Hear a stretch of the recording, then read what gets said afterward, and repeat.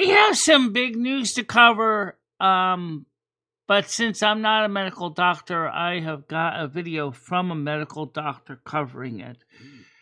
It's about a new, right now it's still in South Asia and Southeast Asia, called Nipah. However, this medical doctor that I'm going to be playing has explained that the World Health Organization has put American airports on alert. It has a 75% mortality rate. And I know that this could risk my channel because it's covering a virus, but it's such an important virus because of another thing that's going on right now. It's not just a virus. You also have an extremely loosely contained polar vortex that's going to affect us here in the East Coast and the East in general. So, with no further ado, let's just get to the doctor's report.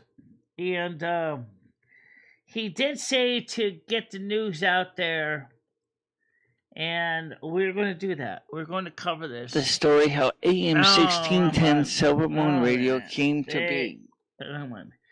Sorry about that. 300 years after Earth's sat Questlast in the Eversong Woods, a multi-generational spacecraft. I hate when they do that. Okay, I got the wrong button. Sorry about that. Trying to keep track of all these buttons here. So, this is the medical doctor. I'm going to let him explain what's going on. It's really important because this is a 75% mortality rate. This is not, this is even more viral than even COVID was. The CDC just issued an urgent warning to all international airports in America about a virus with a 75% fatality rate, 25 times higher than COVID-19. This virus is called Nipah, and it is silently spreading from Southeast Asia. With more than 2 million Americans flying to this region every year and numbers rising rapidly after the pandemic, the possibility of it appearing on American soil is no longer a question of if, but when. WHO has placed Nipah on the highest priority surveillance list for 2026, right next to Ebola. Before we dive into this video, I need to ask you to watch this all the way through so you can understand how to prevent this dangerous virus and share this knowledge with those around you. And that is also my purpose in making and spreading this video. Listen to this story. In September 2025, a 47-year-old man in Kerala, India, flew home after visiting family. He had mild fever symptoms, thought it was just a common cold. Within 5 days, he had infected 12 people in his family and community before doctors realized it was Nipah. 4 of them did not survive. According to new research from Harvard Medical School, Nipah can spread through the air in enclosed spaces, just like COVID, but it is far more dangerous because it attacks the brain directly. Currently, there are about 4.5 million Americans of Indian and Bangladeshi descent living in the U.S., many traveling frequently between countries. On top of that, hundreds of thousands of American tourists visit Southeast Asia and South Asia every year. The CDC has already begun training major hospitals in California, Texas, and New York on how to identify and isolate Nipah patients. This is not a joke, and this is why you need to know what I am about to share in this video today. If this is your first time on my channel, I am Dr. Saul Whitman, Chief Medical Officer at Northern Institute for Society Wellness, with over 30 years treating thousands of patients with heart disease, atherosclerosis, stroke, and high blood pressure. And now, let us get into the video. What is Nipah virus, and why is it a threat to us?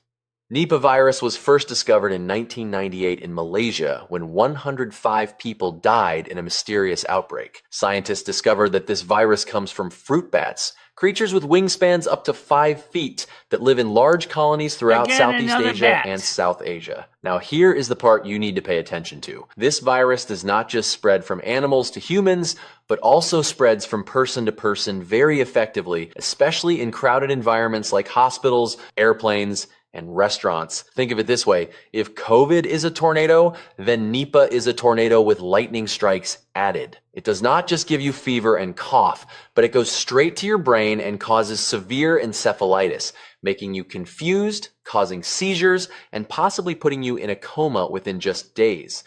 Research from Mayo Clinic in 2025 shows that among Nipah survivors, up to 20% suffer permanent neurological damage, like memory loss, difficulty speaking, and personality changes. So why should Americans worry right now when this virus is still mainly in Asia? The answer is very simple. We live in a globalized world. Someone in Kerala today could be sitting next to you on a flight to Los Angeles tomorrow, and the incubation period for Nipah is 4 to 14 days, meaning that person may have no symptoms when passing through customs, but is already carrying the virus. The CDC has increased surveillance at the 20 largest international airports in America. But as we saw with COVID, once a virus gets in, it can spread very quickly before we can react. Symptoms and how to recognize them.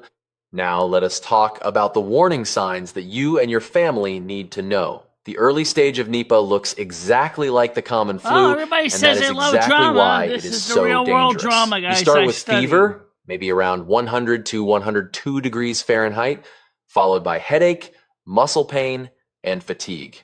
At this point, most people think they just have a cold or seasonal flu, take a few Tylenol and rest. But with Nipah, things change very quickly within the next 24 to 48 hours.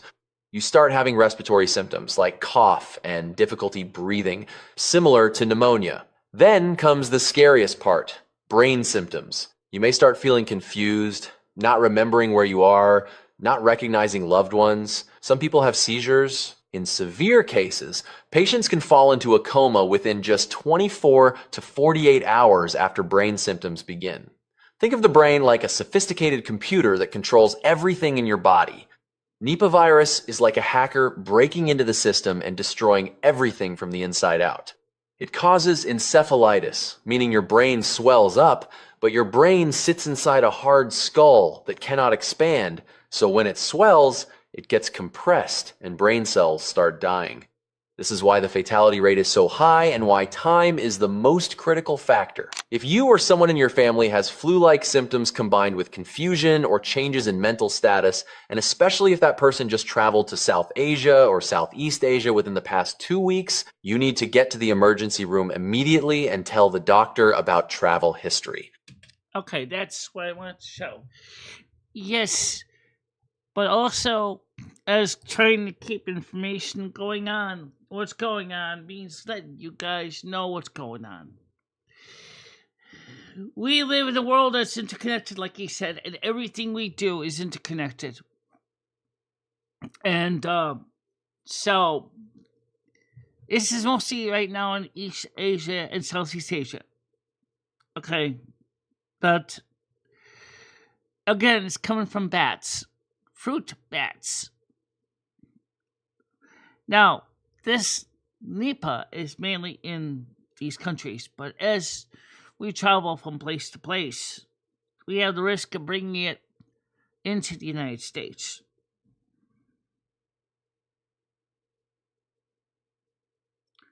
That's why he's trying to tell us how to stop the spread. You can go to his channel and watch the rest of the video. It's very important. Now, that's not the only video we got to cover. Another one is from Patrick Humphrey. And if you've been watching my YouTube, my Discord, you'll know I've been covering the polar vortex. This next video is just as important. I'm not going to go to the whole video, but I am going to share with you a part of what Patrick Humphreys has got to say. Okay? This is serious. This is big breaking news.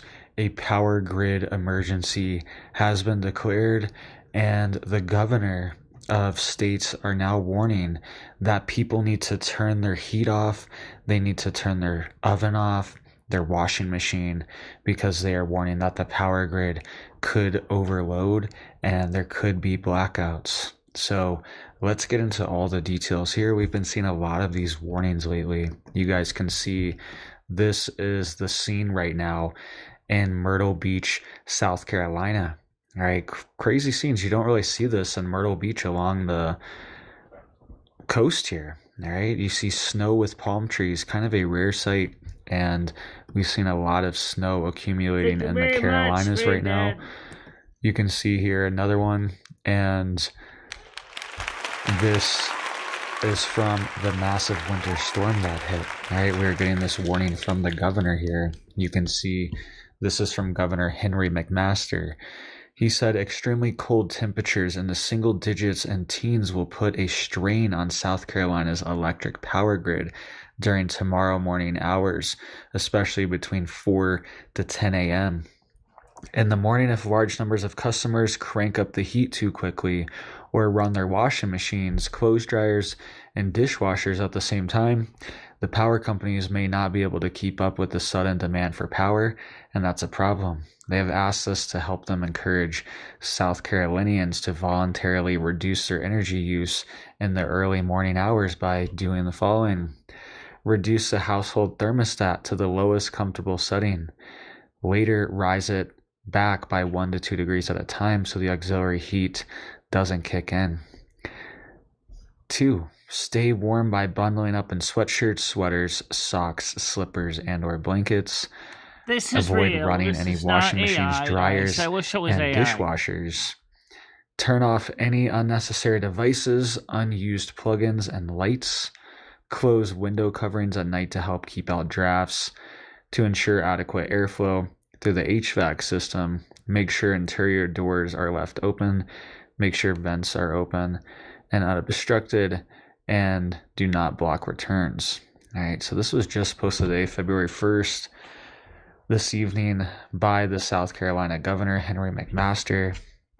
Kind of crazy that we are just at this point where we have to constantly be warned that the power is going to go out if we turn our heat on. All right, this is becoming more concerning every storm because you can't rely on the grid apparently. And people are still sitting over a week now. Okay, 48,000 people in Mississippi. All right, first of all, this is not a deep fake. I watch Patrick Humphreys a lot. And I also confirmed this with other news agencies. Indeed, that the government did issue that voluntary power rationing in the state of South Carolina. So it is not a deep fake. This is real. As you know, I've been covering the Vortex. And by the 7th and the 8th of February, it's going to strengthen and get colder and lock almost all of the East Coast and the whole eastern part of the United States in a significant deep freeze. This is because of what they call stratospheric heating, which is causing the NAO and the AO to go positive. Now, normally it's negative, which means that it's designed, the system is designed to be contained.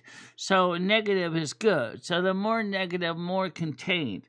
But because of stratospheric heating, our AO and our NAO has gone positive, sending the polar vortex down into the lower 48.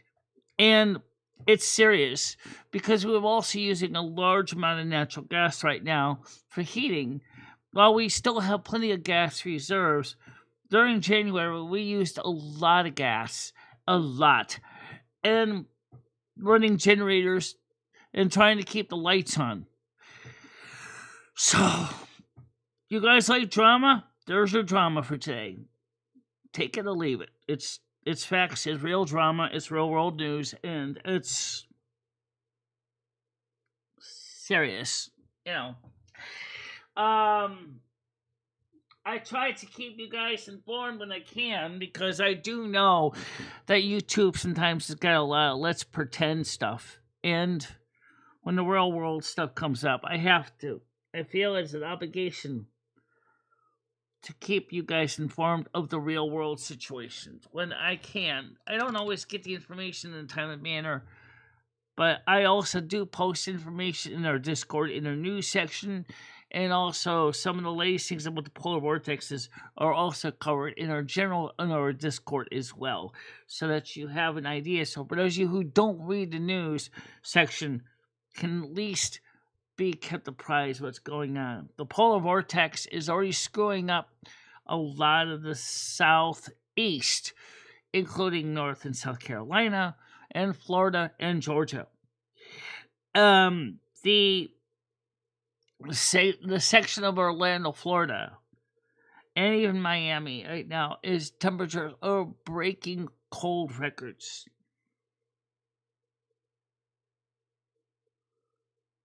I didn't even see her on here.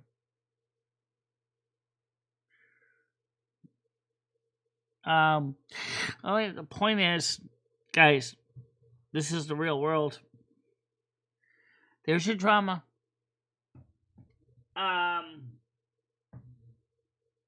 I wish I could say it's not serious or not, but it is. Now, here's part of the problem in the case of the polar vortex, and I mentioned the two together because they're kind of related. What the doctor also said is that obviously during the winter, just like with regular cold and flu, we're all kind of huddled in together in our little spaces trying to keep warm.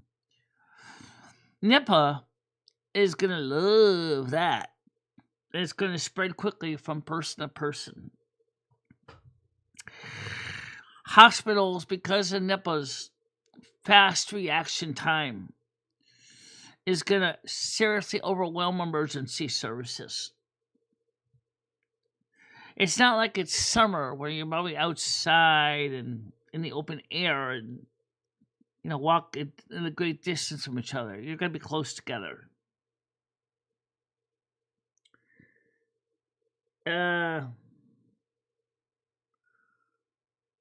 So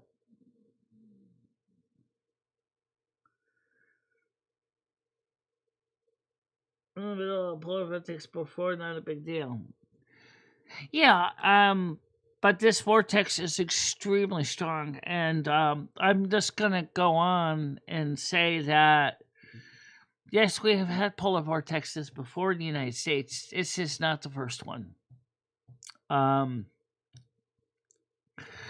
If we go look at the weather forecasts, which is a whole nother clip, meteorologist explains how the system is setting up in a strange way.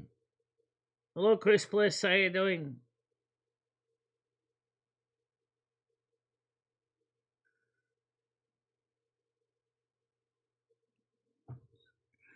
I think it's convention, Chris. I don't think it's...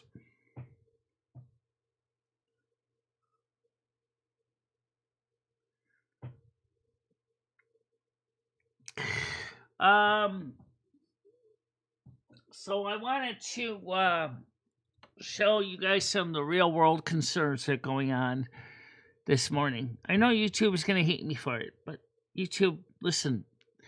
I pointed out that I was a medical doctor that was giving that information. It wasn't me making it out of my ass. Okay? He goes into details, explains the methods of treatment the hospitals would have to do.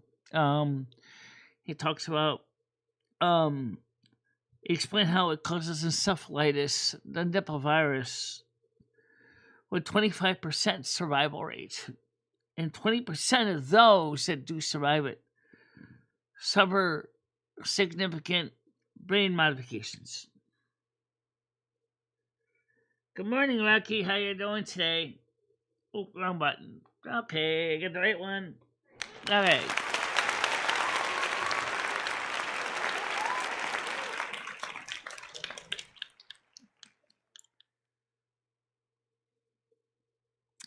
But it would be a seriously big concern for people in cities like New York. Noodles, as you know, is in New York City. And New York has got a lot of people in very close proximity. And so for Noodles, this could be bad news.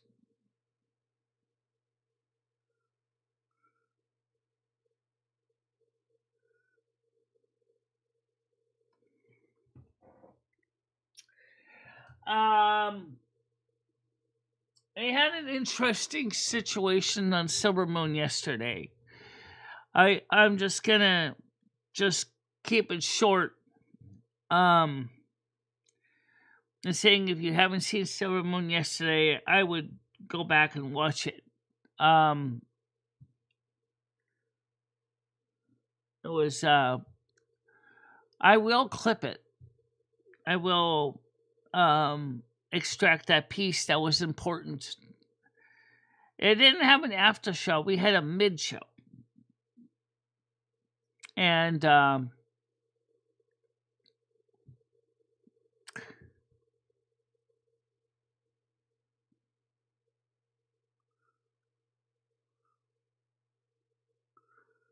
yeah, I know. Orientation of the spatial orientation. Yeah, I think some of it's convention.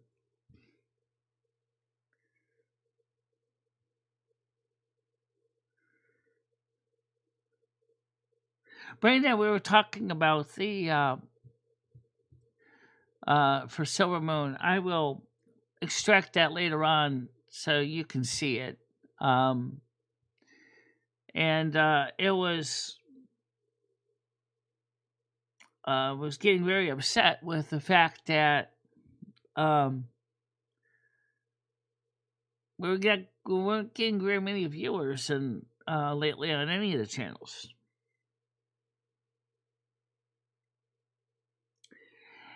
And so we discussed it with Nads, and then Nads and I brought it up to each other. And what I'll do is I'll extract it with the chat so you guys can see it later on.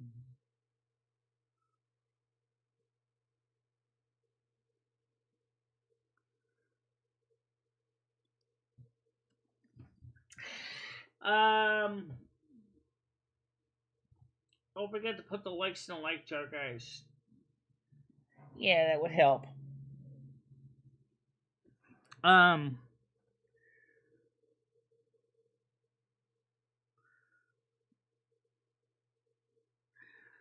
don't even know when you go live. Does anybody... Here's what I wanted to ask, guys. Could you guys please post in the Discord when these people go live? I really don't know when everybody goes live. I really don't. And so I have no idea what your scheduled hours are.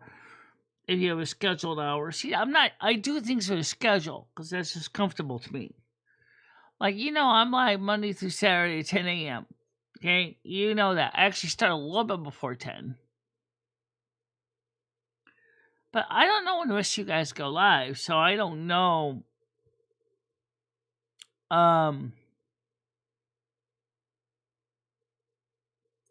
Crazy Paul tried to reach out to me again in DM last night. And I asked him, I said, why exactly you...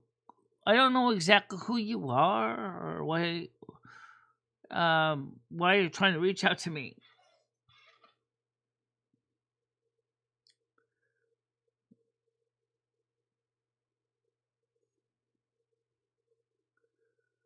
Okay, I understand that, yeah.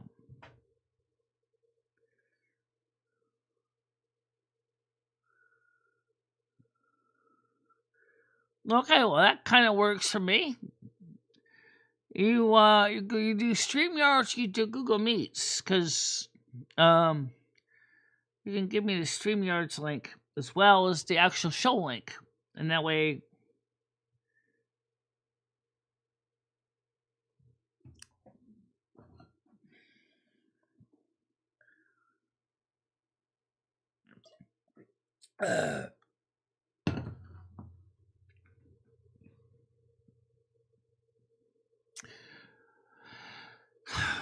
So the okay, so you DM me the StreamYard panel link, and then you could just post in the general chat the regular show link so people can come and watch it.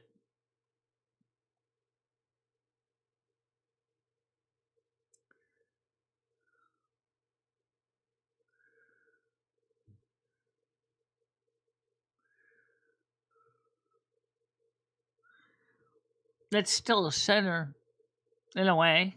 The creator is still the center of the universe. It's just a lot more intangible.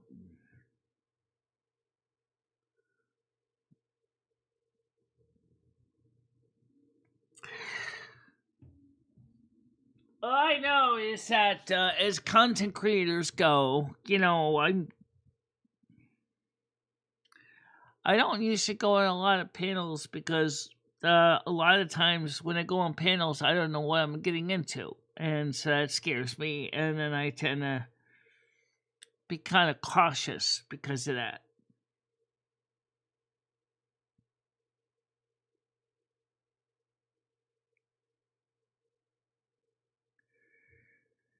Space has no center if it is intimate.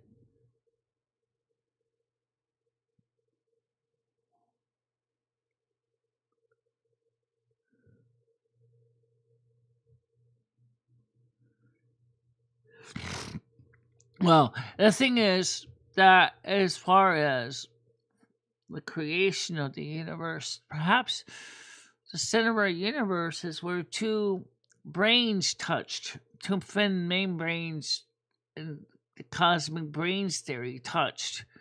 Right there where the two membranes touch would be the center of our universe, where the energy and mass from one membrane was transferred to the other membrane.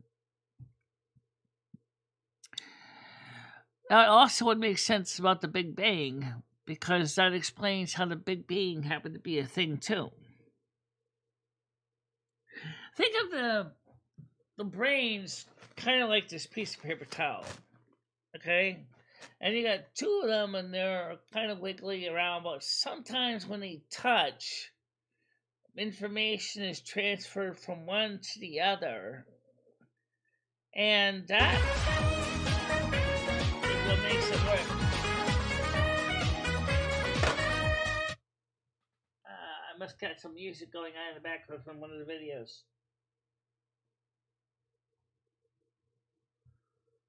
Alright, let's close this window.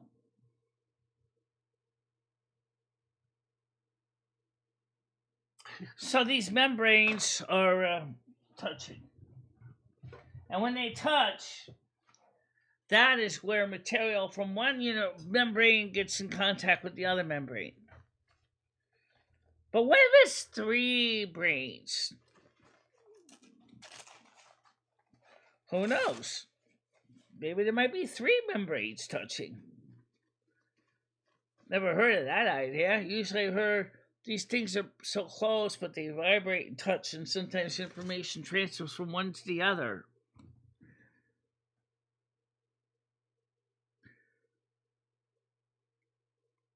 Well, that's cool.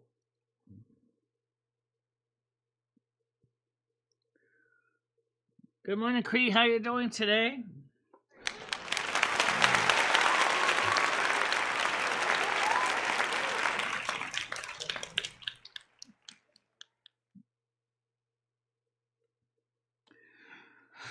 There's so much information out there about what's going on in the world that sometimes is hard to follow. And when you start talking about string theory, brain theory, the different dimensions of space-time, it just adds more confusion to the system.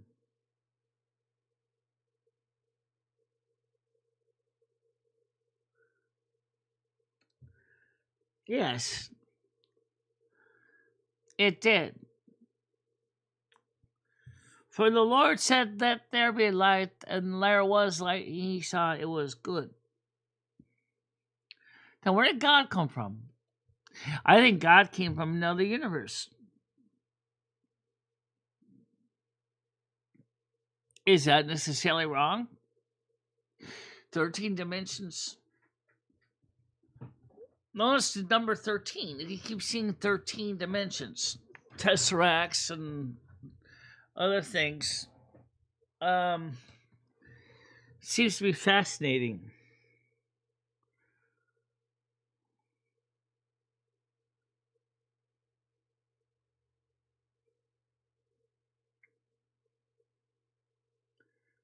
Yeah.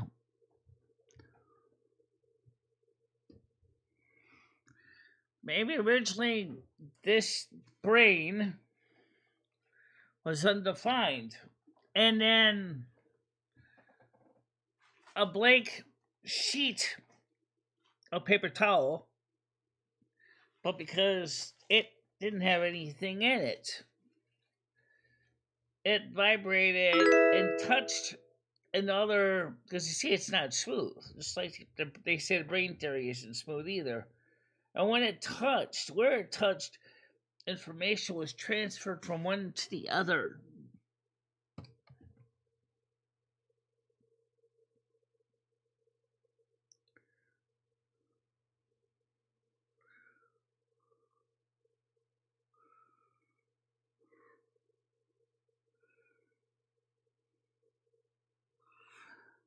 But I mean, we're getting into theoretical physics, and I mean, it's confusing enough to understand it. I mean, sure, people like Stephen Hawking could understand it conceptually, but I really have a hard time wrapping my head around it.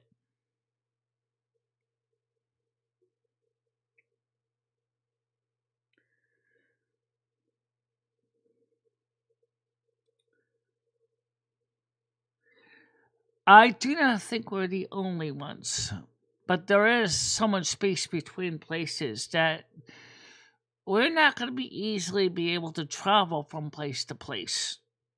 That's a fact. So we might as well look at it this way. We may not be the only ones, but because they're so far away from everybody else, we might as well see ourselves as the only ones. Not unless we come up with faster than light travel or ways to fold space, are we going to be able to go to other places in our own universe.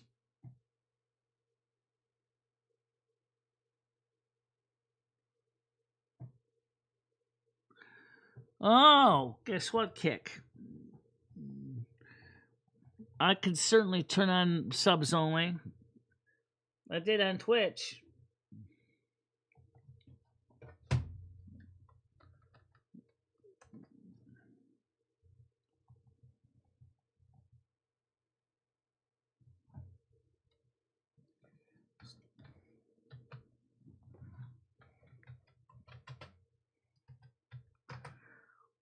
Too late.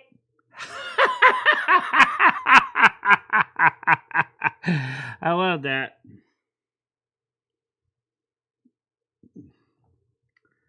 Now fork out the money. Yeah, fork out the money. Maybe you should turn off the subs only on Twitch, since that needs subs too. Yeah, I could do that.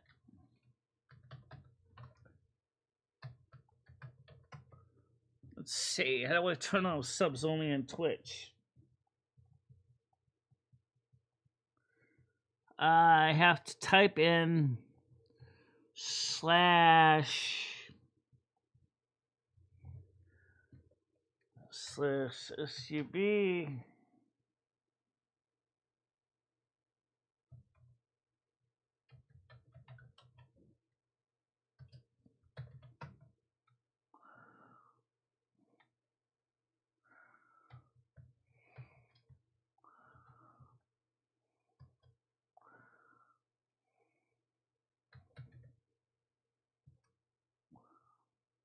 Okay.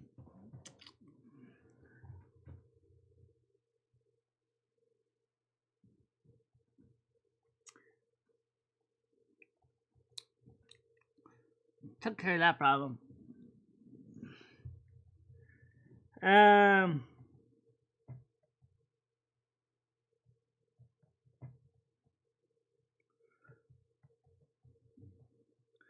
Sometimes I think I smoked too much green when I was a teenager, because things like being able to rewind a live cam messes with my head.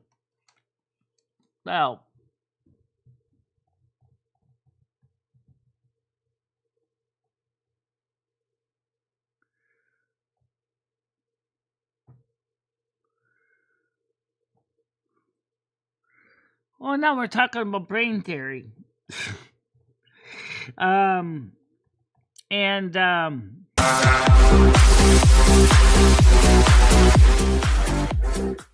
oh wow, that's what it was. Thank you very much for the follow. I didn't realize it'd made the music. Thank you for the subscription and kick. I appreciate that a lot, everybody. Thank you so much. I just had to come up with better music.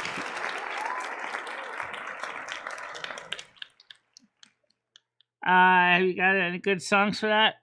No. Well, I'll find something.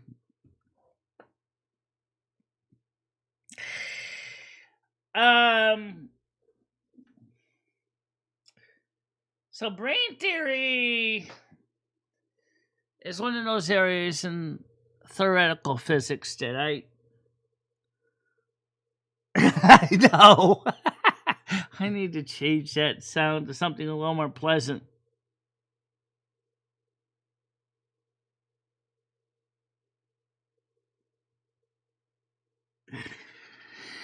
I don't usually get a lot of new people in here. That helps, though.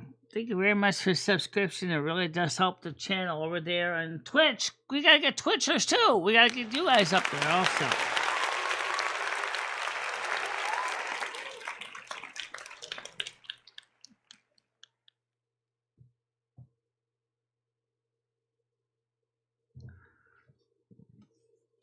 I'll work on it this afternoon.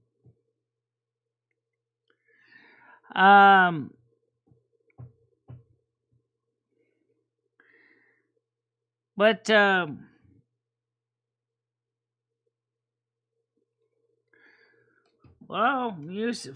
Okay, how about this? There's a fire.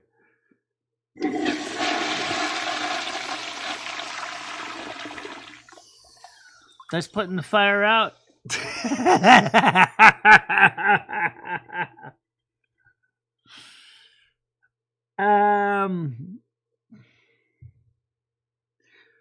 'Ate too much Taco Bell.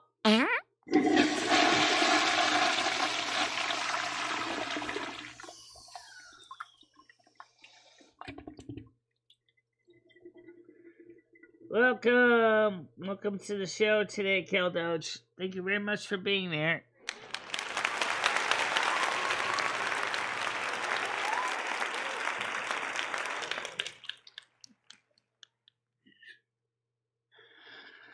Yeah. Well, I think the worst situation is when you got a situation in the bathroom like this. And all of a sudden you get a big, loud fire crack that comes out of your butt, and all of a sudden you have something like. And you're like, oh no. Oh, yes, the power of the laxatives.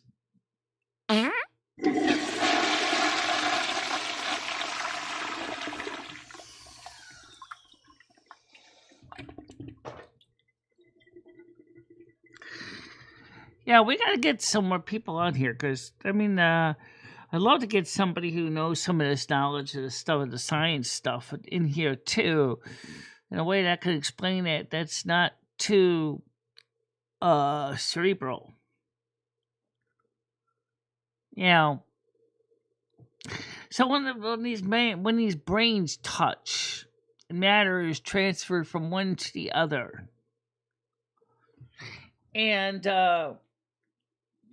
remember, if you go by St. Thomas Aquinas talking about the first mover,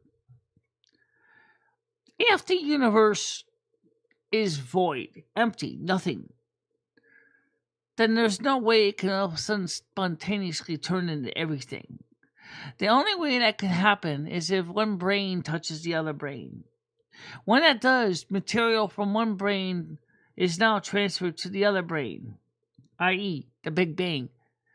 And God. Okay? Because if there's totally nothing, then you can't go from nothing to something unless something enters the universe that has nothing.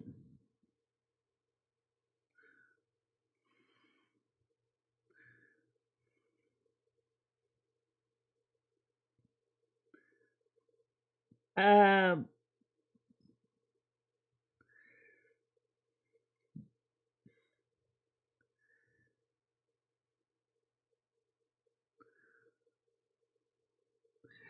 yeah, Space 1999. I do watch some of the episodes of that. Some of them are pretty damn scary, actually. um,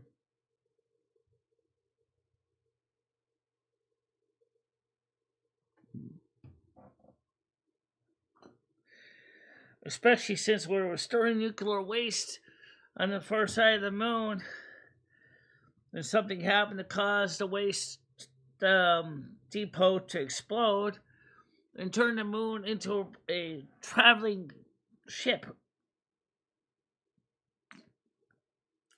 In all reality, that sounds like a very bad idea.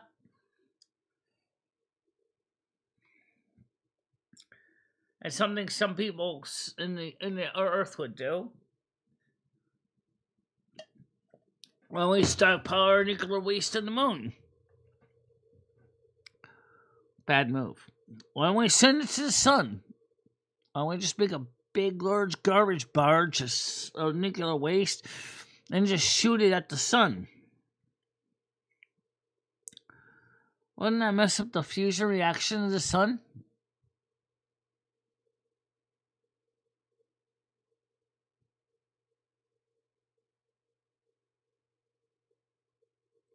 But you remember, once the system is started, once it's in place, theoretically, it can become autonomous. Good morning, how you doing today? SSLAMMY.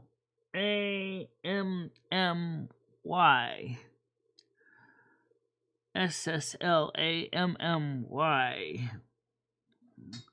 Good morning to you. Good morning.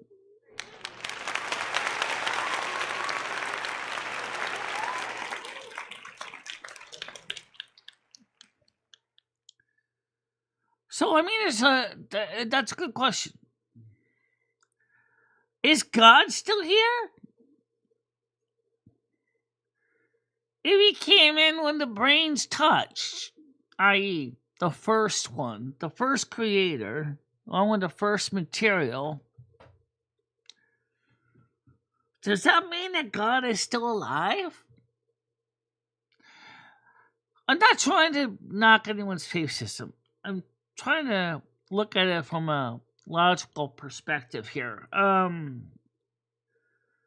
If God came in with the first matter which started our universe, i.e., the Big Bang, is he still alive today? I don't know.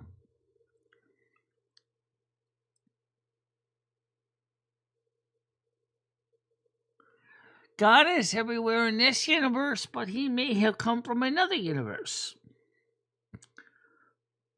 Thus, it does not refute the brain theory. If God is in this brain, okay, this brain is pretty badly ripped up, but all right. Let's just throw it out here anyway. If God came from this brain, and this brain is our brain, and God transferred from brain to brain along with matter, which began the Big Bang event, then God was already in this brain. But what happens if there was actually, I was wondering, what if there was three brains? After all, what if we're in the middle? Which makes sense. I'm trying to show my fingers here, and it's not easy. You got three brains, and they're all wiggling, and they're touching. So some brain material from this brain touched into this brain, which then later touched into this brain, creating material from the two brains intersected our brain, resulting in getting material from two different universes.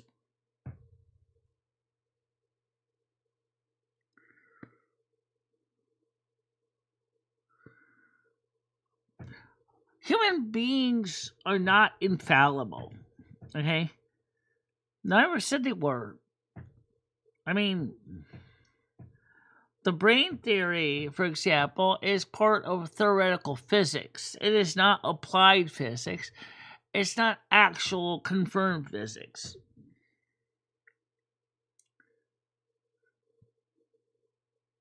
So, which means the material had to come from somewhere. But what if we are touching other brains too? Let's remember, they're wiggling, wave like this. They're really close,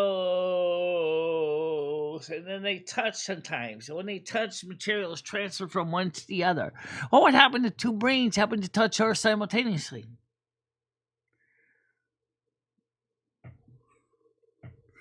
Well, it's a little different, but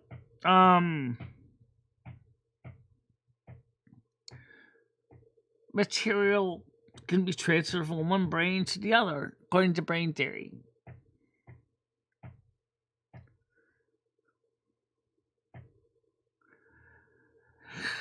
I mean, think of it this way. If a sheet of paper,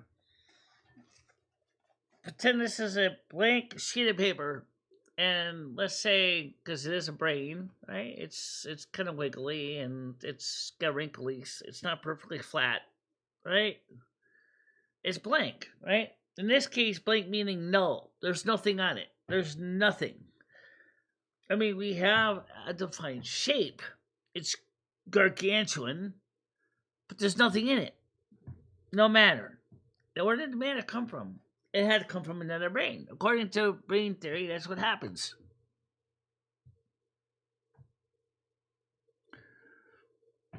And God could have come in with the material.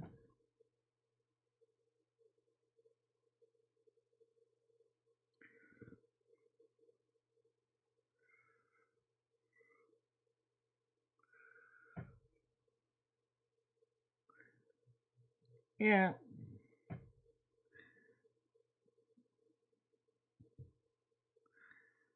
No one's saying God isn't anything. God's saying is God came from another dimension, another universe. It doesn't dispute the meaning of God.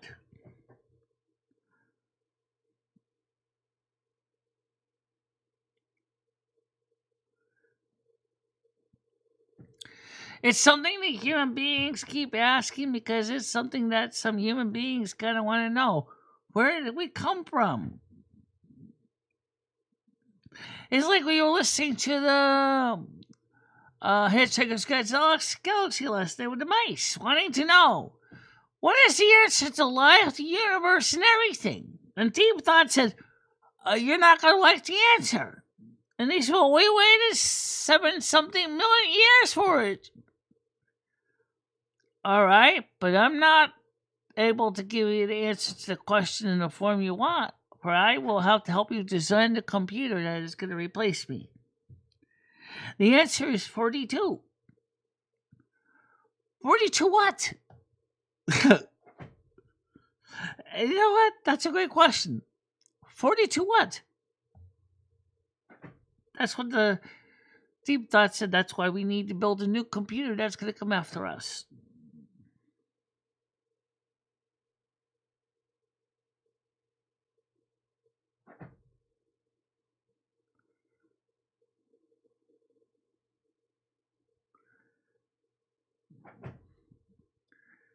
No one's denying that God created everything.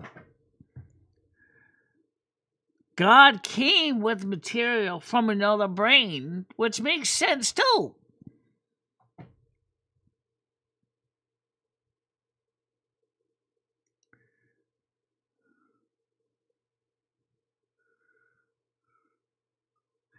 "42 paths a human being must cross."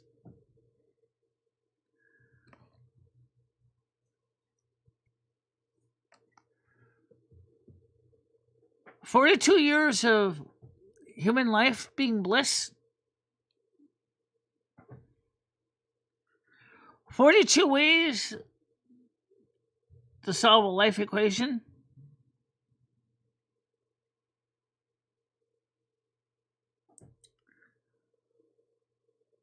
See, I can't even answer that, can you? I can't either. Right? So they were supposed to have the program was supposed to finish running 5 minutes after the Volgans destroyed the Earth. Oh, that's great.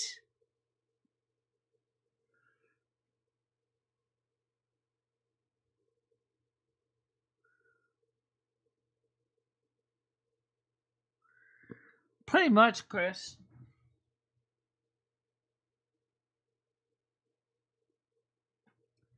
Because we keep asking questions, and sometimes we haven't even answered the last one. We come up with hypothesis, and then sometimes the hypothesis turn out to be wrong, and then we go back and go, well, then we got to redevelop the hypothesis because the first one didn't match. So they keep coming up with these ideas.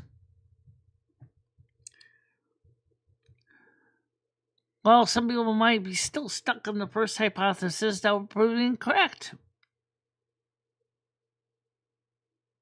And it's frustrating because it's confusing for some people.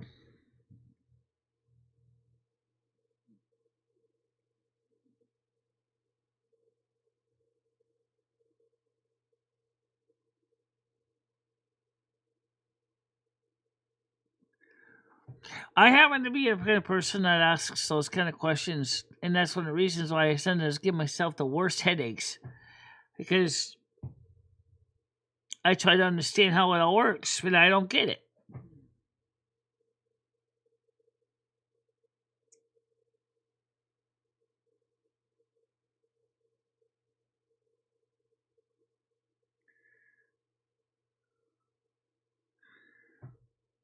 Well, let's put it this way.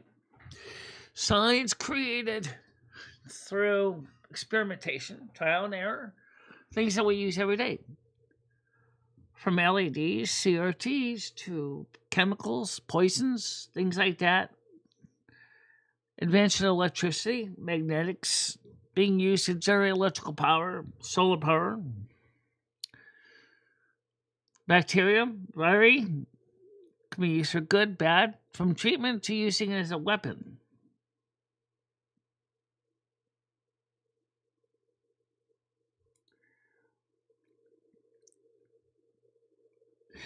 You know, before the scientific method was a thing back in the 19th century, I mean,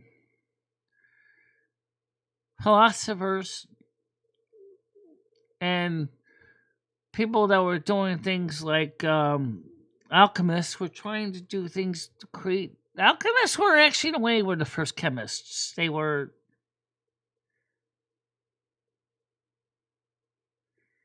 Well, yes, they do try to prove the theories right. And unfortunately, it's like a lottery because sometimes it is, sometimes it isn't. More often than not, it's not. So, what are you going to do?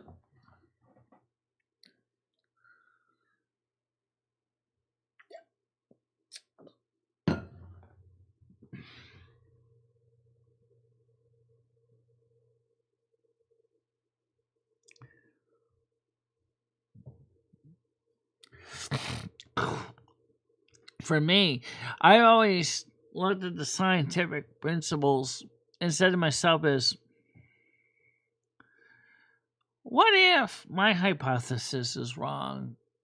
Does that mean that I'm a failure? Not if I'm consistent in my techniques, as that is what is required of the scientific principles, is that you have to have it consistent in how you're testing. If you happen to have a wrong hypothesis, that's fine. Then you go back to you put your thinking cap back on, and you ask yourself, why did my plan not work?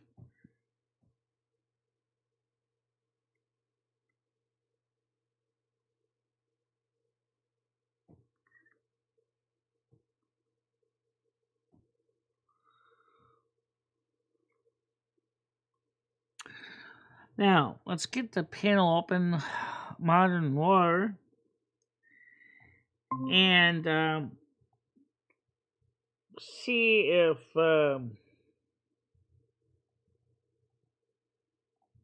people that have modern war link can come on up, I guess. And all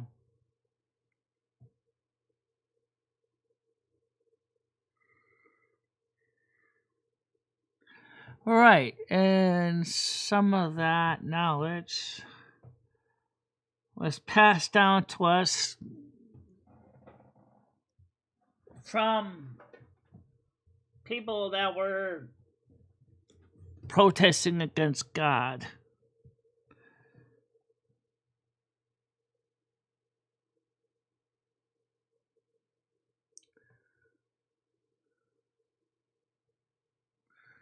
Exactly. That's how grant money. And it's just like Sabine said, that modern science is all tied with money and grants, which makes the whole process of modern research bullshit.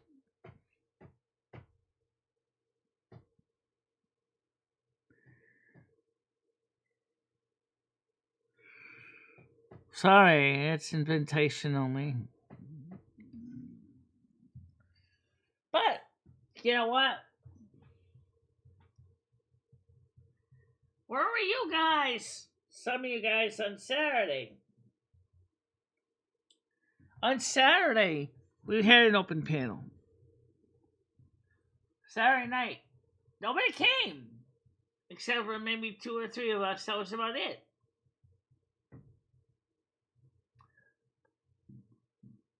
I find it fascinating.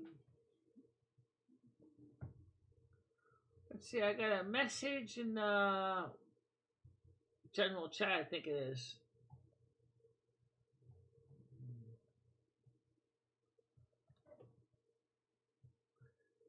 I'm not going to join the lounge right now. No, sorry.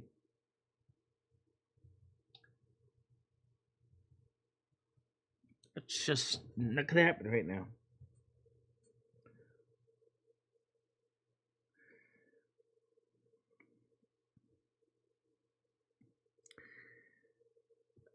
If you're not, you're blacklisted. Yeah, right. Then your papers don't get peer reviewed, and then you don't get your papers published. Exactly.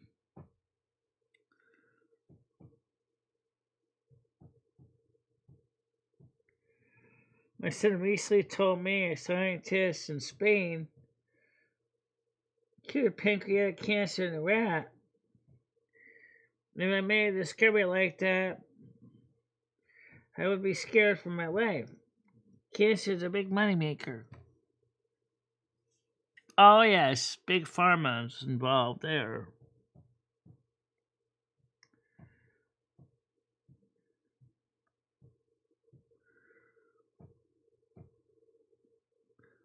A lot of scientists got great ideas, but because of a variety of reasons, they never see the light of day. Because one of the reasons is that the funding may dry up.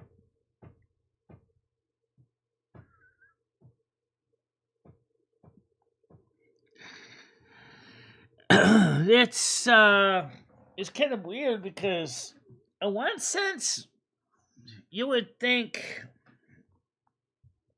the scientists would be happy to find the cure for cancer. Other scientists don't want the cure for cancer because it's going to cut their resources that they get from marketing pharmaceuticals.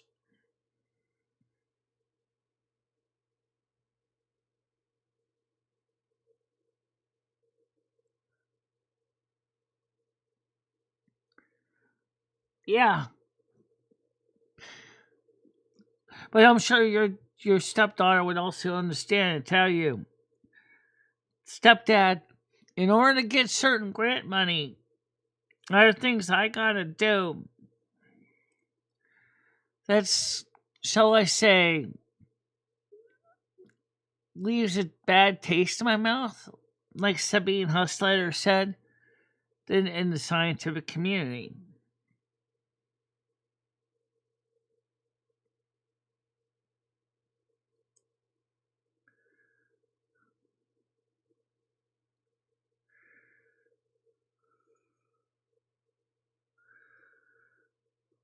Which brings up about this new Nipah virus. I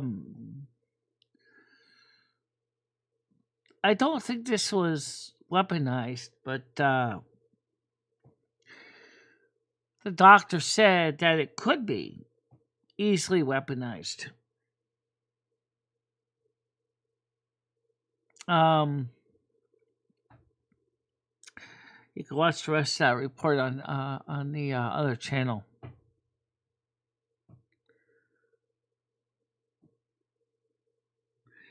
And so, I mean, it's just so much stuff going on.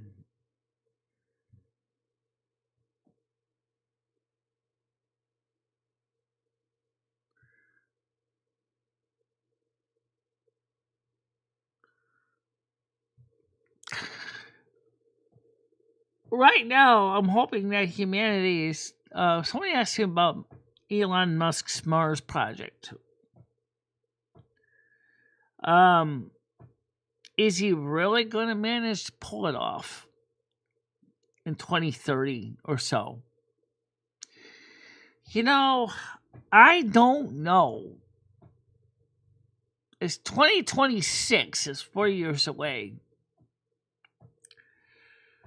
Is Elon Musk still planning to go to Mars? You realize it's going to be a one-way trip. It's going to be a very long trip. We haven't even gone back to the moon yet.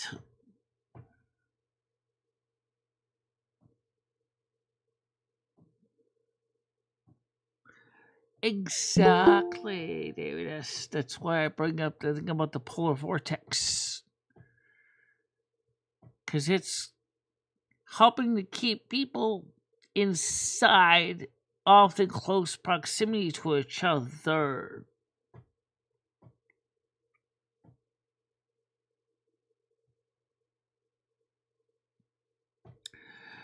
That's okay. Somebody ready to come up on panel here. Hold on a minute. Let me get to mine. I didn't even hear the dinger donger on that.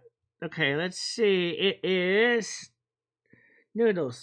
Good morning, Noodles. How you doing? Hey, Michelle, are you on drugs? No, I'm not. Sometimes I wish I had a little edibles right now, but no, I don't.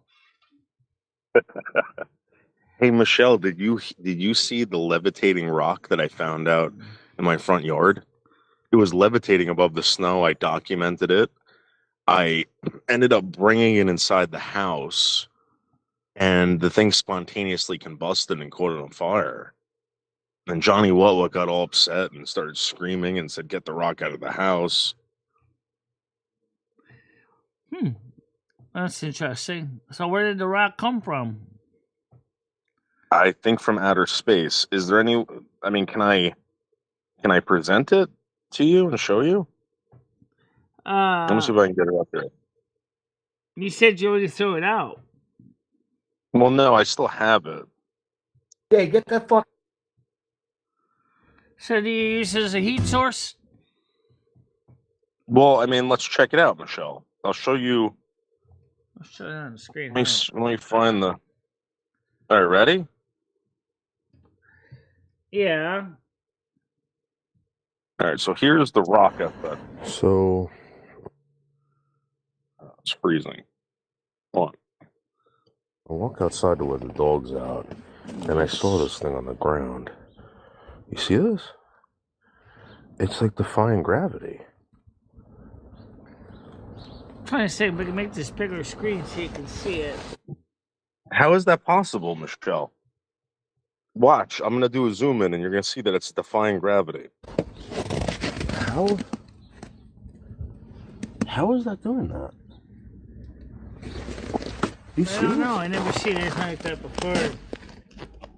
Michelle, how is that rock defying gravity like that? I don't know.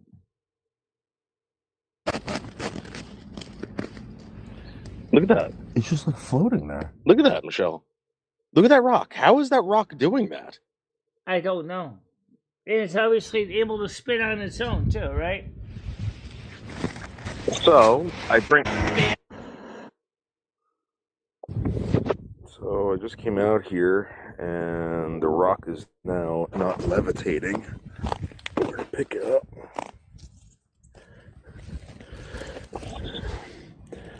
There it is. Again, I don't know where So the it looks hell like a normal rock, Michelle. It looks like maybe a sandstone type rock.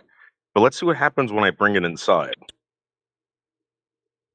So this is really weird, guys. This rock is moving on its own. I'm not Do you see it moving? I see it. touching it. It's really fucking weird. Look at that. Look at that. You see it moving? Holy shit. Like a Mexican jumping bean. So this is real.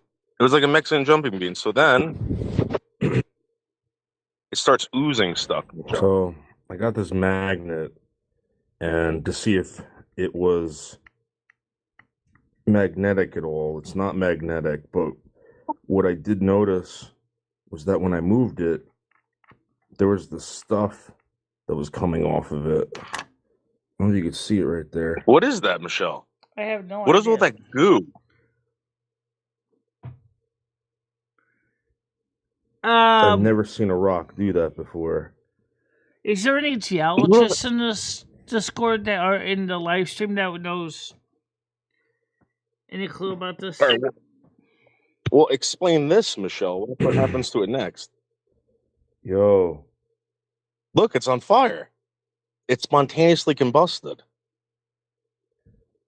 So now this rock is on fucking fire. I have no idea what the hell is going on. I've never seen a rock ever I know hydrates can catch on fire. This rock is out of control. John! Yo. Hey, get that fucking rock. So John gets all upset, Michelle, and wants the rock out of the house. He starts. Get the fuck out of this house, man. What are you, nuts? What? Dave, I want that fucking rock out of this house now. What? Yeah. Get that fucking rock out of here. So angry, Michelle. What do you think I should do? Why don't you send it to your local university at Rutgers and see if they can understand what it is? It sounds like you found something very interesting in an archaeological or a geological find. Yeah. Someone told me that it might have come from outer space. I've never seen a rock spontaneously combust. I've never seen it jump around like a jumping bean. I've never seen it hover over snow. And remember, it actually was laid there after the snow had fallen, which means it came down from somewhere after your snowfall. Yeah. Yep. So, Anyway. how long was it there? That was the question. I have no idea.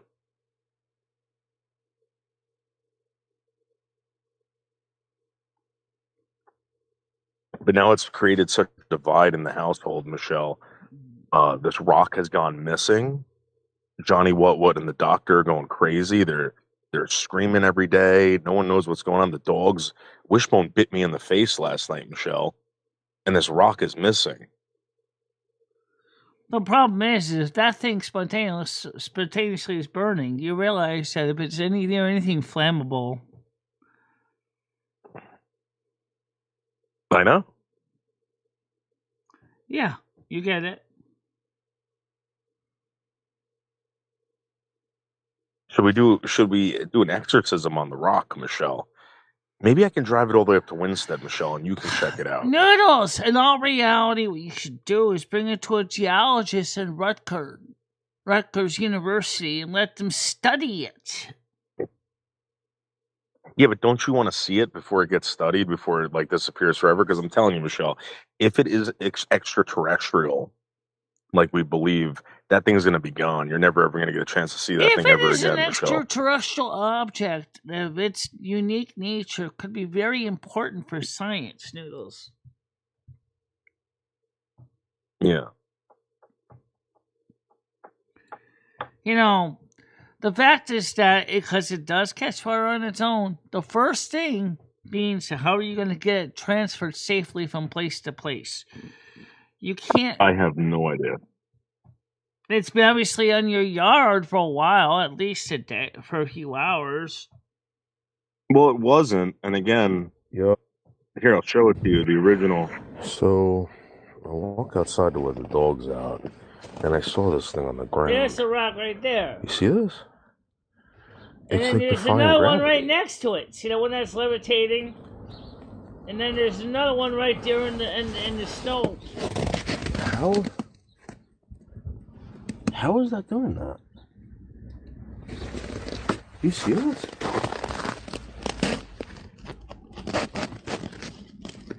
No, it's not magnetite. It's just like floating there.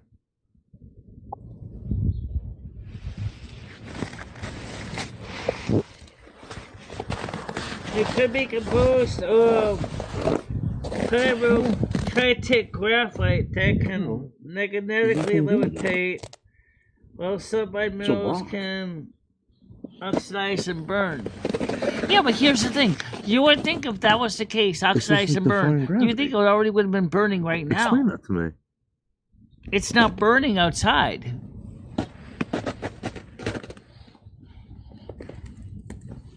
Well, it only started burning when it was producing the ooze. After it started producing the ooze, Michelle, that's when it started burning. Right, exactly. Which means that... So now this rock is on fucking fire. I have no idea what the hell is going on. I've never seen a rock ever catch on fire. This rock is out of control. John! Hey, get that fucking rock the fuck out of this house, man. What are you, nuts? What? Dave, I want that fucking rock out of this house now. What? Yeah. Get that fucking rock out of here. So it's created quite a divide, Michelle, in the household. So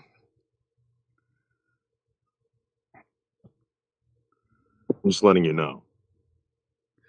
Oh, I don't know what else I would say. I would just say is you got to find a way to get to a geologist so they can study it, because if that thing is when it's warming up, if that's catching fire, you realize when the spring weather comes, that thing could potentially cause fires to spontaneously happen in your area. I know, Michelle, but Michelle, you're thinking that there's only one rock. Maybe You're maybe this thing there's was part only of that. one rock. Well, how do we know that this wasn't from AI Atlas and it somehow broke off into the whatever and it's now coming into the atmosphere? I don't think it's from 3i Atlas. Okay, but here's what I think. Because 3i Atlas has already left or is going towards Jupiter now. It's not even in our orbit anymore. Yeah, but didn't it break up into a bunch of pieces? No, it didn't. That's the thing. That was fake news. It's still in one piece. So this is really weird, guys. This rock is moving on its own. Look at that. I'm not touching it. It's like a Mexican jumping beat. It's really fucking weird. Look at that. I've never seen a rock jump around like that. Look at that. Holy shit. So this is really weird. How do you explain this rock? So Look I at the got this ooze. magnet, and to see if it was, there was the stuff that was coming off of it. Like I don't know if you can see it oozing. right there. And then it can spontaneously combusted as soon as I. I've never seen a rock do that I know before. obviously it looks like there's definitely iron involved with it. Like, what is that, dude? What the fuck is that? Look at all the ooze. What is that, Michelle? I don't know. And like pieces of it are coming off.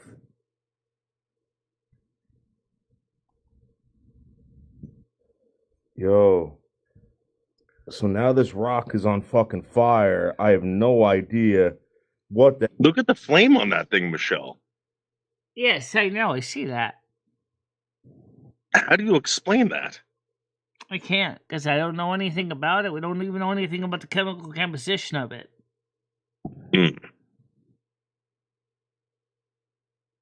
But Well, I think this is a very big deal. I do know one thing, though. When I was outside, it was black until you picked it up. And now, when you pick it up, I think it was because it was adjusting for the white balance. Do you think so? Could be.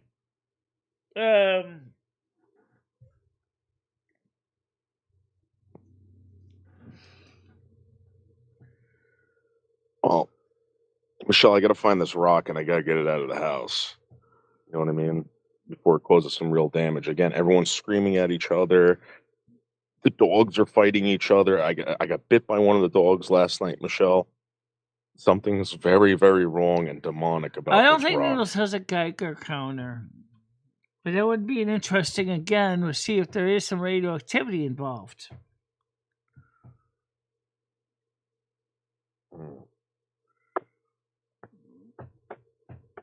Well, I mean, can't you talk to like one of your alien friends and like find out like if this is extraterrestrial or something like that, Michelle? I mean, All I can tell you is the fact that it is on top of the snow that has already fallen, that it obviously came down last night from wherever it came from. It could be a meteorite. It could be a meteorite. no, the person on Kick, this is a very big deal. This rock is taking the internet by storm, and everyone's got to know about these rocks because you might have one in your backyard. You might have one in your backyard, and again, if your house spontaneously combusts or something in the backyard spontaneously combusts, it's one of these rocks. I'm telling you. No, it could be why we had a lot of wildfires in Los Angeles. Nothing besides power grid. Yeah. Yeah. Yep.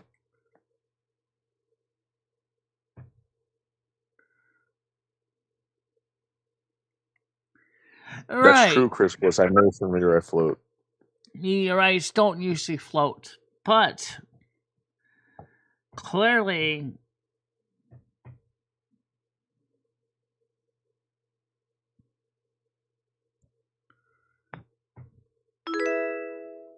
it's definitely just as weird. Well, Michelle, how about I bring it up to Winsted, Connecticut this weekend, and you can observe it and study it. You said you can't even find it. Well, when I find it, I'm gonna find it. Why don't you bring it to a proper geology professor in Rutgers and get it properly tested? Because, Michelle, people like that are gonna steal it, and they're never gonna tell you the truth. I need to know the truth about this thing. And I think if that thing starts catching fire in your car, there ain't gonna be no way you're gonna be able to put it out. I'm gonna put it in a container. I'm gonna put it in some what water. kind of container? In a container of water. Noodles. In a container full of water. In like a fish tank. No. No water. Because you don't know if that's going to react with water. That thing could be very dangerous. If it's something like sodium or cesium, you do not want to put it in water. You know what? I didn't test that yet. Maybe I should do my own testing. I didn't put any water on it yet. Maybe that's why it was floating above the snow. Again, I don't know, Noodles, but again, you need to... Or what if I put it in sand? Because you can't, like sand's not going to catch on fire. Like, if I bury it in sand? You can try burying it in sand. It should theoretically be safer, but water is very much a very strong catalyst to certain type of alkali metals, including sodium, cesium, lithium, calcium, potassium.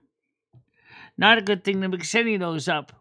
And those things are reactive to water explosively. Okay, how about this? I'll put it in an ammo can full of sand, right? Wrapped in tin foil. You could do that. But it might still potentially combust because it may or may not need oxygen.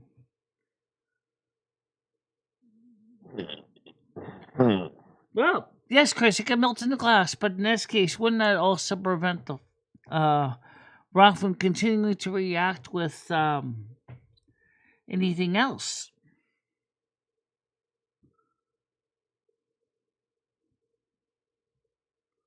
I just don't know what else to do, Michelle, and I don't want to give this rock up. I feel compelled to study this rock until I find out what it is. Maybe I'm going to eat a piece of it. Maybe if I find out it doesn't react to water, whatever. I can eat a little piece of the rock and see if it gives me any powers.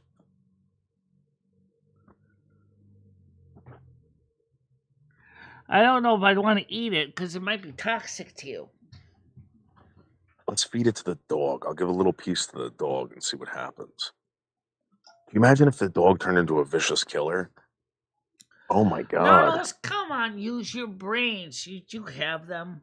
You know this. You work in modern technology every day. You don't work with chemistry. But I'll tell you right now, is you don't want to eat something that you don't know what it is even. You don't know if it could kill you. We need Brian K up here. Brian K is going to tell us what we should Brian do or K should isn't not even do. here. But you certainly can reach out to Brian K. Hello, Val. How you doing? Well, he said get that out of the house. He said get it out of the house now. But again, I mean, I thought it might have been isotope or something like that. I wasn't really sure. Brian said it wasn't, but he said get it out of the house. You know. If you really were afraid of touching it, when you find it, you call up Rutgers. You call up the geology department. You explain what you found to the geology department. And then they will send someone there to test it. You could end up in big geological papers. Your find could make you put you in headline news. You could be the next person that discovered something amazing that could make you rich beyond the wildest dreams. Your channel could explode like a bomb. All of a sudden, everybody wants to interview you when you first saw this object. That's true. I didn't even think of it like that. That's absolutely true. And besides that, yes, of course you didn't think about it that way, but it's what I would do. If I saw that, I would immediately contact my local university and say, guys, I have found something weird. It's levitating out in the snow. I brought it in my house and it caught fire. I don't know what it is. I don't even know how you put the fire out, actually. How did you put the fire out? Oh, that's a good question, Noodles. I put a glass over it. Okay, so you snuffed out the flame. Yeah. Hey, Michelle, you want one of these? What's that? Looks like a chair. Yeah, these are Dolce & Gabbana chairs, Michelle. Oh. You want?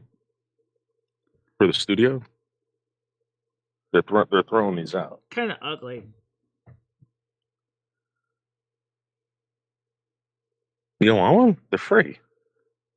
These are probably very expensive chairs, Michelle. Very, very well made. Well, they're ugly. Very well made. I can say that. Yeah, but Michelle, look.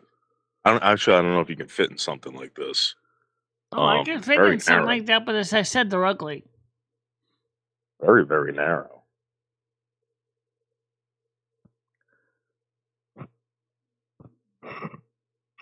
Oh, Michelle, I think I got something for you. You want these old routers? These are old government routers, Michelle.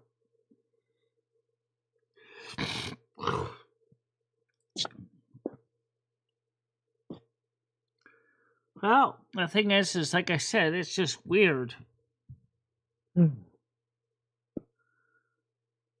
Yeah, the pink, the red.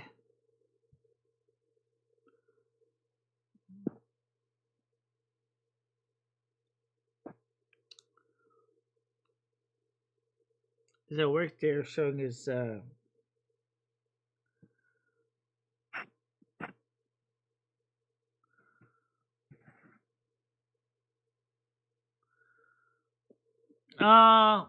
yeah, well, that's not entirely true because I don't like things that are that don't have that clash with my sense of beauty.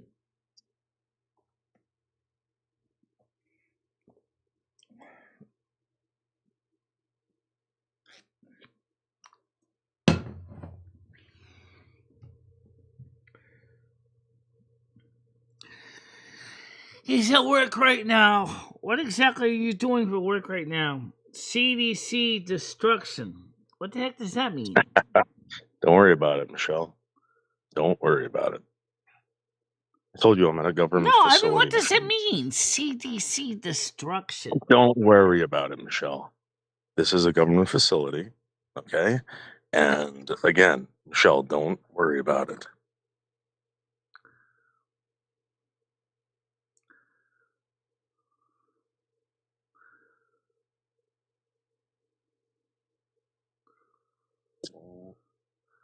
In full reports, January, December.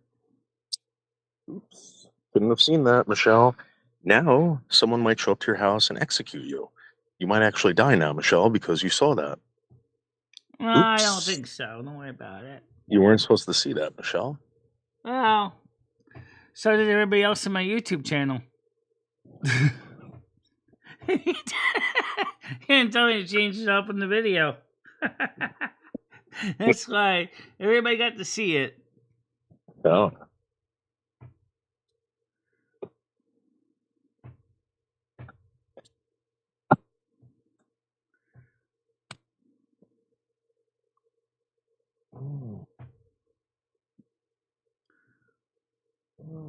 Michelle. No, it's not in Area 51. That's Nevada.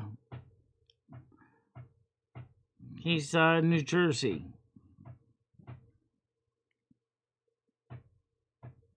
I'm in an underground facility, Michelle. Very, very secret. And again, they have these secret chairs, Michelle. If you want one of them, I can give you one. No. Are you sure? Absolutely not interested. Michelle, look at all these chairs. They're going to destroy them, Michelle. Dolce & Gabbana chairs, Michelle. These are secret Speaking chairs. of that, I want to know what the CDC would say about your rock. Good question.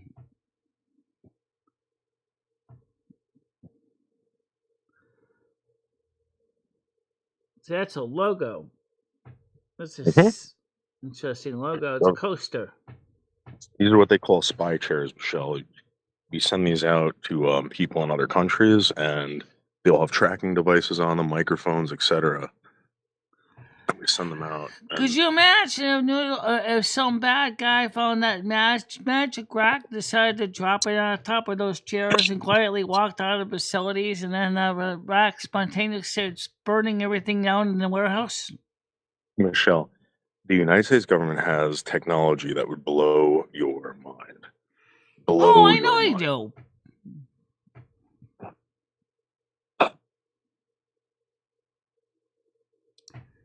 But I mean, think about it. I mean, that rock could be used as an espionage weapon too, which would be terrifying to think about.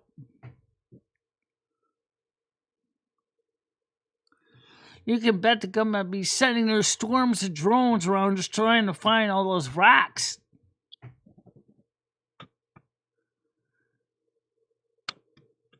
And they would too. Oh, Michelle, you know what I got for you? You know what I got? What were you asking me for, Michelle? What's that? You know what I got for you, Michelle? What? Look at all these goodies, Michelle. Look at all these goodies. Oh yeah, those are thermostats, I think. Yeah, electric thermostats. Check this one out, Michelle.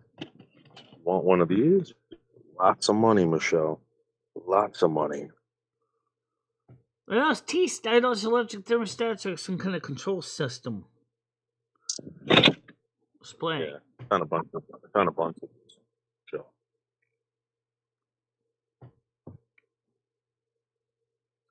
You got piles of pneumatic controls laying around too? No, I'm telling you, no one's got pneumatic controls. All that stuff is in Trump Tower, Michelle. I ripped all that stuff out of the VA. The government got rid of all that crap, Michelle. The only person that has them right now is Donald Trump. Well, they're all at Trump Tower and the IBM building. Trump decided to leave it there because he probably said it himself since Build a Bill in the 1980s. He said it worked. Why change it? Yeah. I wonder if that's still in the apartments too, in the upstairs residential part, or if those are electric thermostats. Probably a combination of both. Sexy art. Yeah, I know. 100 years ago. Michelle, brand new on the box. 1926. You were using the motor car. The Model A was actually now on the market in 1926. So 120 years ago, it was more of a thing. 1906.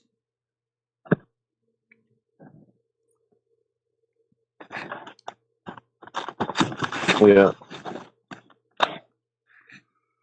No one has pneumatics anymore, Michelle. It's all friggin' electronic.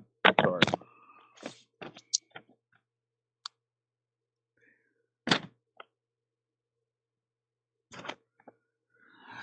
Well, you know what? The guy who designed the system that we all know as pneumatics was a guy who actually put it in his schoolhouse was Johnson. And he created a company called Johnson Controls. This was the first centralized thermostatic control for central boiler for the schoolhouse. So what they did, Michelle, what I'm trying to tell you is that the pneumatic controls, they left the copper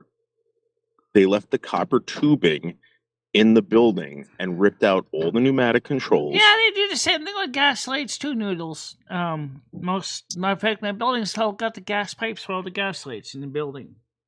Yeah, so they left all that stuff. But in Trump Tower, Michelle, it goes for like miles and miles and miles. Yeah, it does. It goes from that building, and I think it goes into the IBM building next door. Oh, he's actually connected to Con Edison's municipal steam system, so technically it's completely separate. Well, every building in Manhattan.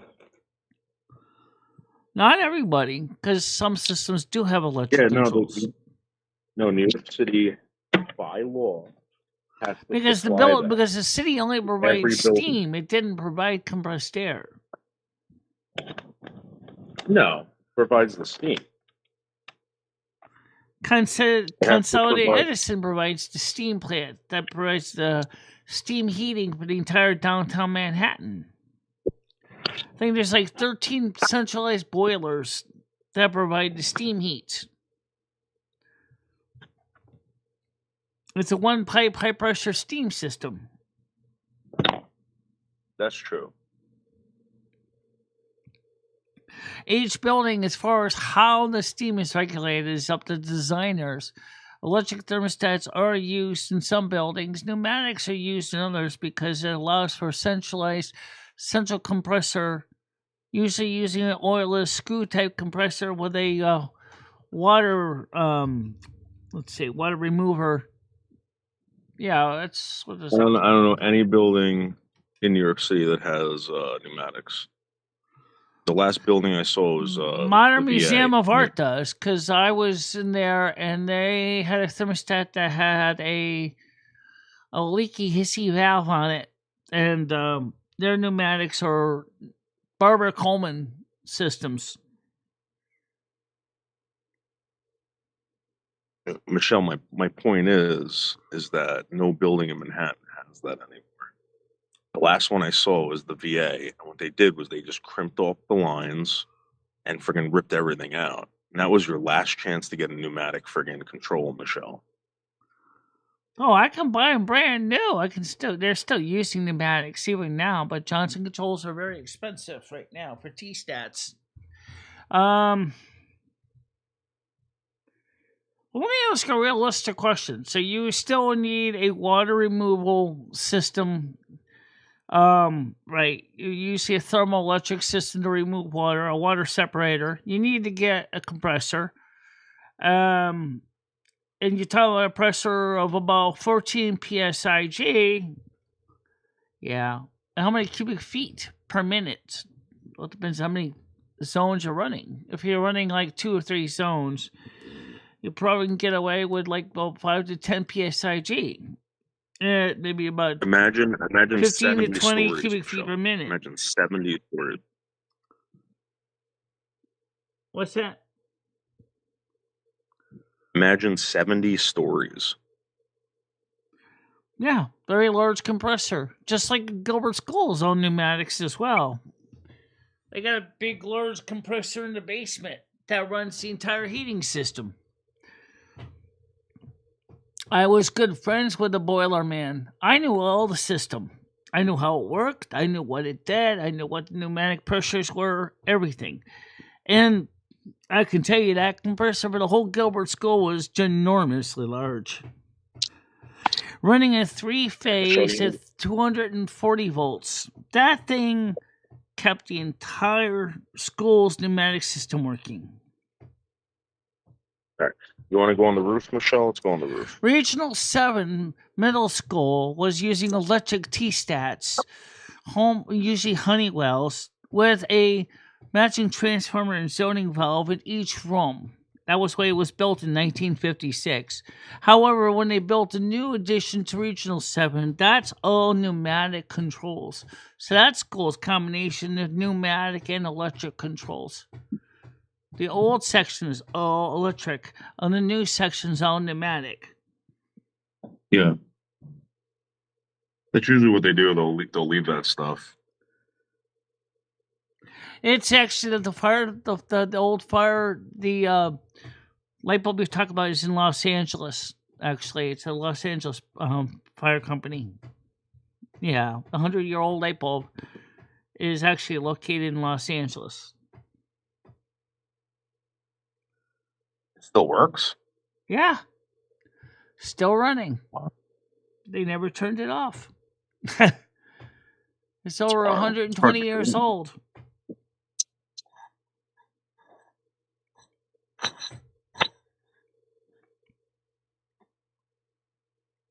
It's got a very large carbon filament, too.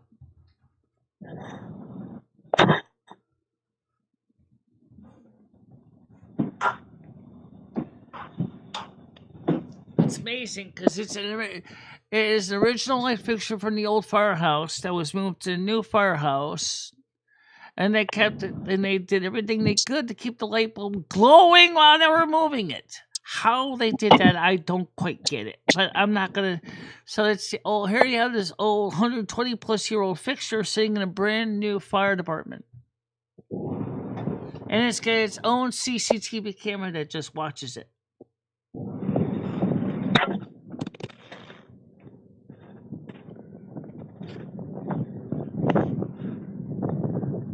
Woo. Yeah, they use Uber, but I think the Ubers also might be using horse and buggy too. Some might be. Why not? Oh yes, I called Uber Eats today. The horse will be here in a little while. That'd be interesting. Uber H. Uber for horse.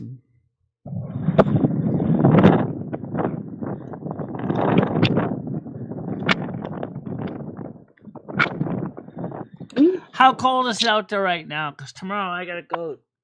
It's freezing up here. Yeah. I gotta still go downtown and take care of some stuff tomorrow.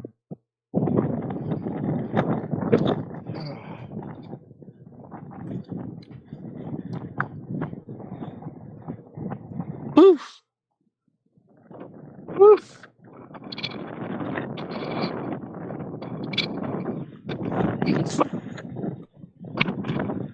All right, Michelle. How you doing? I'm gonna boogie. I'll see you later. Okay, I'll talk to you later. So, yeah, so what they're saying with South Carolina, I want to get back to that real quick. Talking about the cold. It's not going to get any better right now. They say it looks like this cold could last up until early March. So, while I may have access to solar power to keep my phones running, I don't have enough solar power to heat my apartment.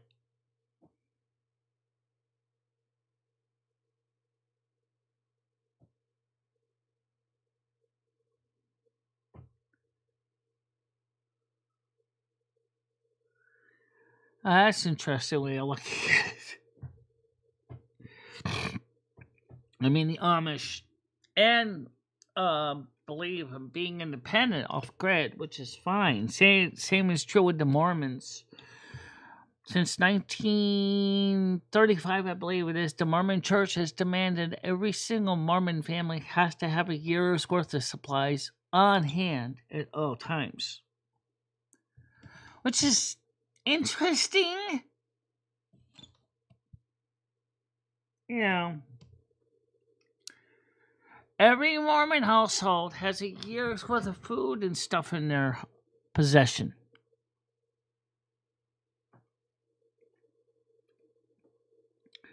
I don't have a room for a year's worth of food and supplies. I don't even know how I would even do that.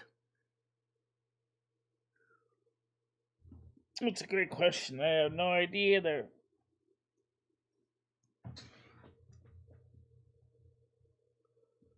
As far as that rock goes,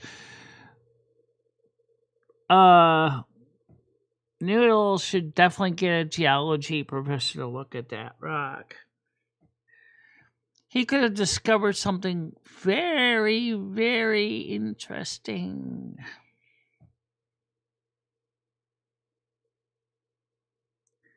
Yeah, they do. They do make good furniture. They're also hardworking, too. I don't know a lot about the Amish or the Mennonites, personally. I only met one Amish guy because of his type 2 diabetes. So it was a type 2 or type 1. He had to leave the Amish community because of his diabetes to get medical help outside of the Ordnung. But I do find some of the stuff that they do is interesting.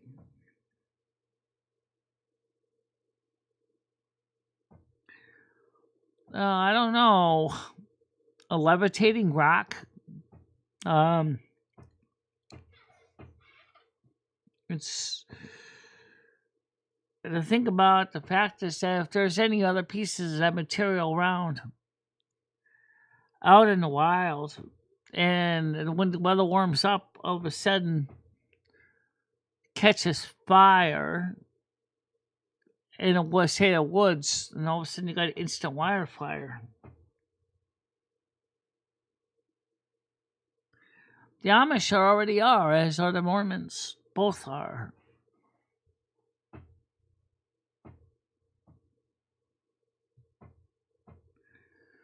Also, the Mennonites are too, even though the Mennonites are a little more contemporary. If you're beachy Amish, you're probably gonna, it's just kind of more like the Mennonites. They do embrace some modern technology. Old order, no problem. They already got it covered. New order, like the beachy, not so much.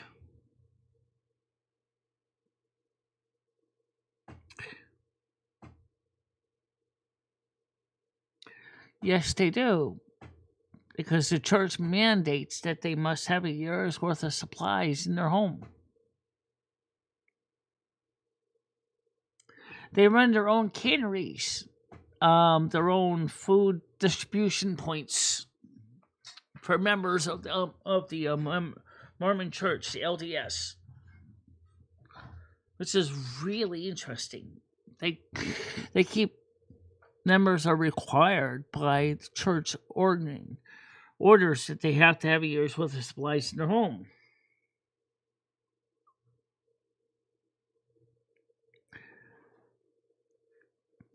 Wouldn't it be interesting the Catholic Church ever did the same thing? If the Pope ever came up with a papal decree and said, "Attention all Catholics, We are the Holy See are decreeing that you will store 1 year's worth of food and supplies in your home. How many Catholics would be able to do that? Honestly, I would say most can't. I think we would be totally ill-prepared. But then again, since the days of Joseph Smith, I have experienced hardships, traveling from place to place to place. As you can find out from reading the program, right? Yes,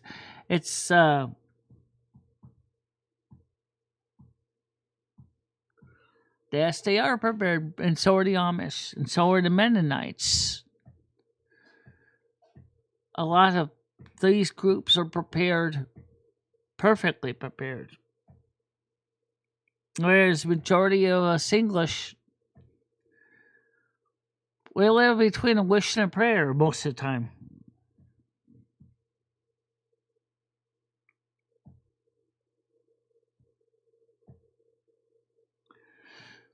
I mean, let's take a look at the reality. The Amish, for example, believe in self-sufficiency. They don't believe in using the utility grid for all of our basic needs. So, like when the power grid, like what's going on in South Carolina, is having a problem, the Amish are saying we have our wood stoves, we have our kerosene, we have our propane, we have our own heating systems. They're independent of the grid. We have solar panels. A lot of them do encourage solar panels, depending on the ordnung. They're prepared. Most of us, no.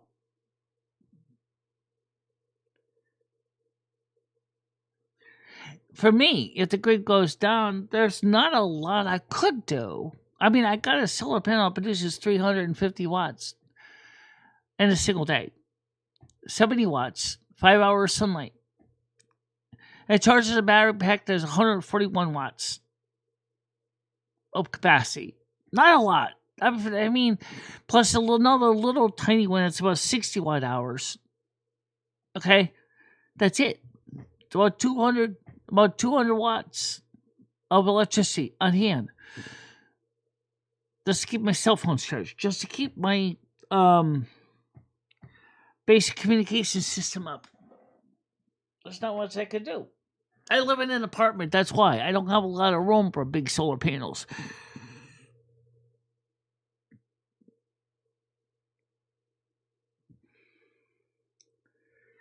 You know, the thing is that what I think that this country needs to do, and it's impossible to deal with building codes now because of apartments, but is that this building used to have parlor stoves in every apartment, at least one, maybe two.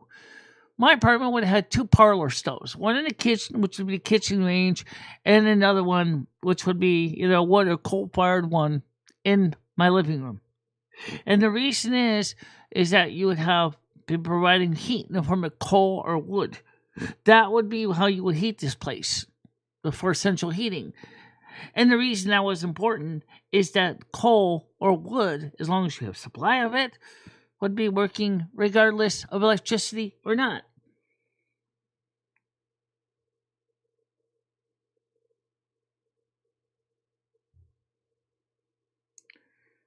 Yeah.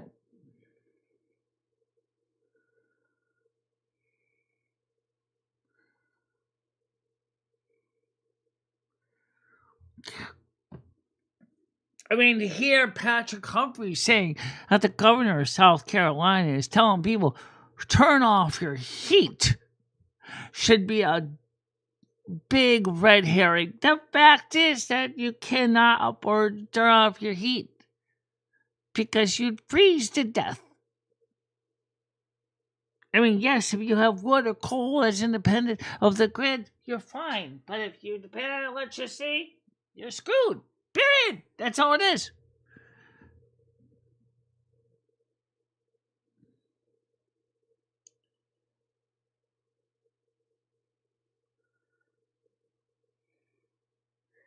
Yeah.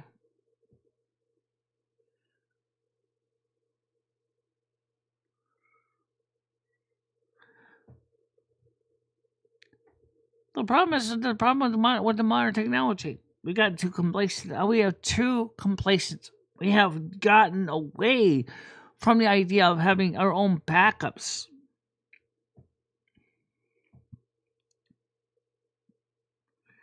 A lot of modern age technologies like this.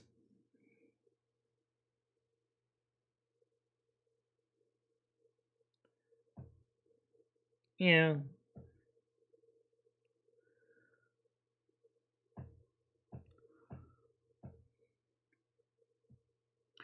So, I mean, what are you gonna do? You have given up self-sufficiency for the convenience of having centralized utility services. But when those utility services are at the mercy of the elements and they fail, what do? Especially an apartment dweller. You're going to freeze. Period. Connecticut, and some of the reasons kind of legit, is space heaters, like kerosene space heaters, are illegal in apartments or multifamily units because of carbon monoxide is a good reason. But not only that, because the spillage of kerosene and it stinks up everything, which is also valid. But if there is no heat, if the central boiler fails for whatever reason, and the temperature in your apartment drops close to freezing or below freezing, all you got to risk of water pipes busting open. You're not going to be in very good shape. Period. It's the reason why we need to have backups.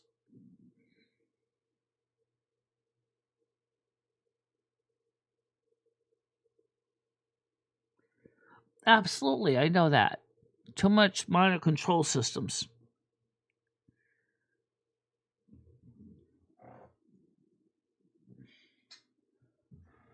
In case of cars, we say it's because it increases efficiency of the engine. Yeah, but if there's a major calamity and you need to get that car running now, without the proper test gear and analytic tools, you can't. You might be able to get limp enough to go to the nearest garage, service station. But then you might find out you need a special part that has to be shipped from a warehouse. God knows where.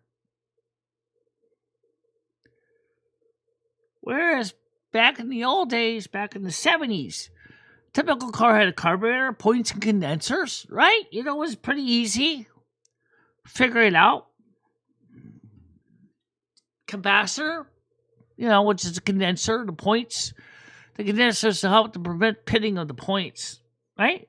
The whole idea is that you make the spark, the rotor distributes the spark to the spark plugs, the carburetor basically mixes air fuel, and then basically brings it to the cylinders for combination to the proper maintenance of the timing chain. How hard was that? Not hard. The problem was it wasn't efficient enough. Because of cafe standards, next thing you know, you get these cars with all these fancy electronic fuel distribution, ignition systems, ignition advanced systems, and now most people have no idea how to begin fixing that car.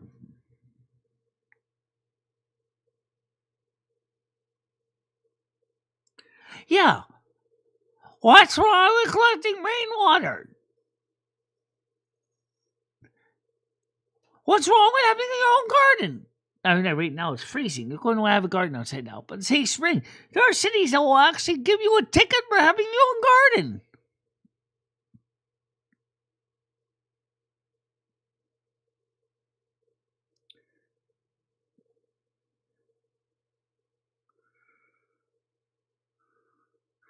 Oh, that's another valid problem, too, with the urban environment. Where do you go to poo? Once the lift pumps fail at the sewage treatment plant, and they can't pump the sewage out to the sewage treatment plant, they're going to overflow. just like an overflowing septic tank. And what's going to happen is you're going to be swimming in guano, especially if you're the lowest lying area of the city.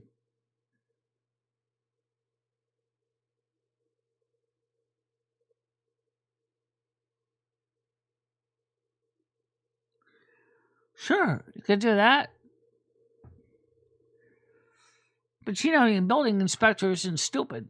I'm sure you already figured that out. But you're right. What about the sewage? That's a reality. You eat. You excrete. That's just fact.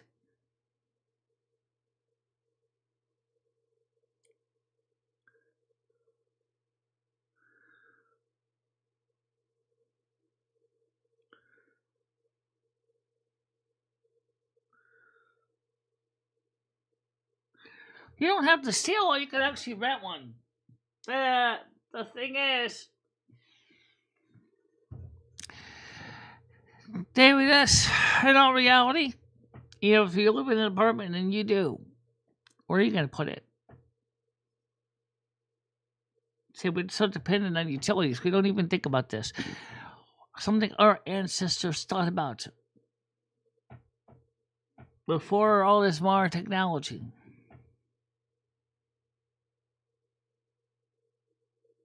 Exactly. That's why people had latrines, right? 100 feet away from your nearest drinking water supply, put your latrine out there, and then you're all set. And then you just bury the waste after a while, and then you move the house over to a new location.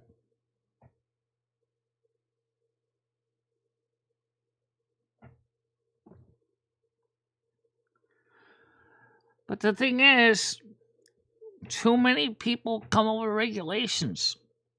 Some of them are intended to be good, such as who wants to smell it? Well, unfortunately, it is a reality. Who wants to smell it? Nobody does. In an urban environment, dysentery and other nasty stuff that can be in the poo can get into the air, can be conspired around like contagion. That's another reality, including cholera, Ebola, other things. Human beings are not meant to be packed in like rats. We're not. Good morning, how are you doing today? Official Brutal Impact, how you doing today? Perfect title. Official Brutal Impact. That is a brutal impact. That's the reality. Without the infrastructure, you're screwed. That is brutal impact right there. We think we're so advanced. Oh, we have all this technology. Power grid's going down like it's going on in South Carolina, Myrtle Beach area. All of a sudden they're saying, turn off the damn heat. Turn off the heat? In the middle of a polar vortex. Because we don't have enough generating capacity.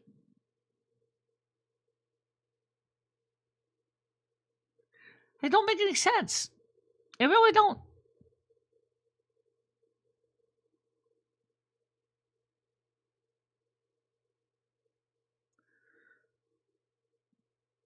Yes, I know it's cold. You're right.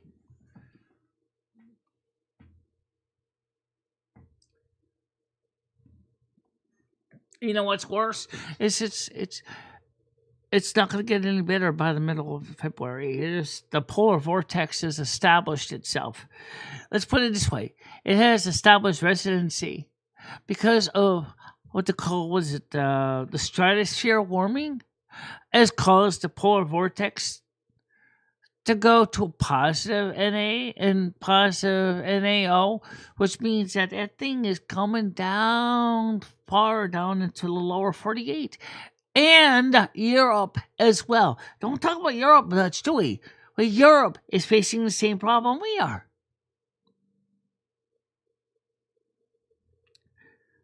And we discussed this on my Discord. I shared news articles on this.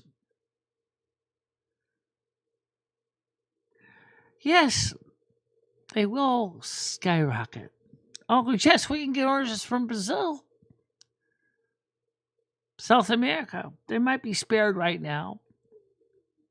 Yeah, less oranges.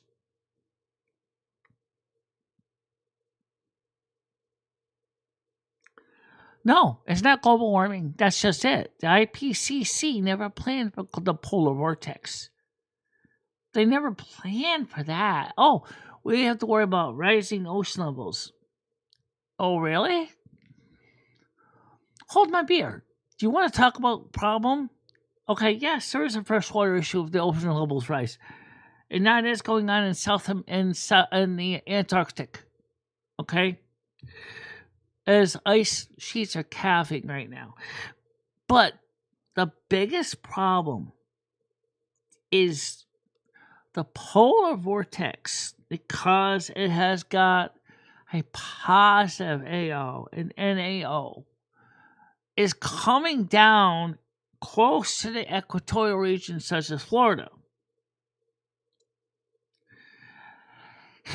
And it is making the IPCC question if they got it wrong.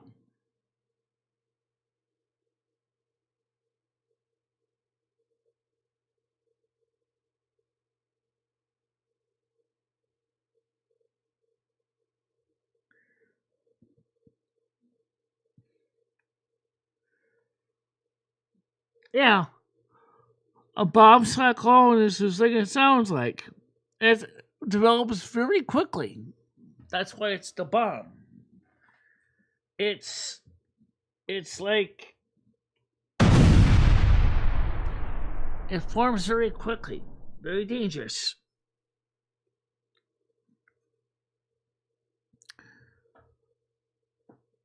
And as you can guess, people are very rightfully concerned.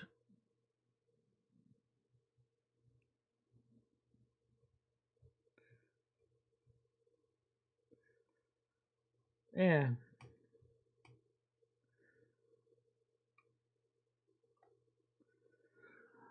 Well, in this case, the government didn't alter anything. As far as we can see, you would think the government would be trying to prevent stratospheric warming. But I think they're doing a terrible job at it.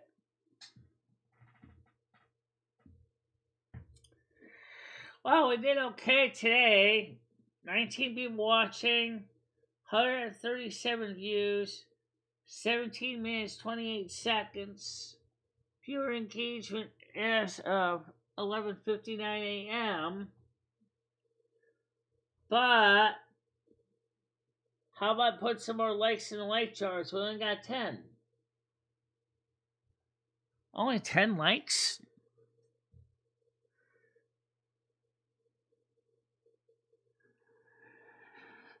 Yeah. They got a lot of things they do in disguise.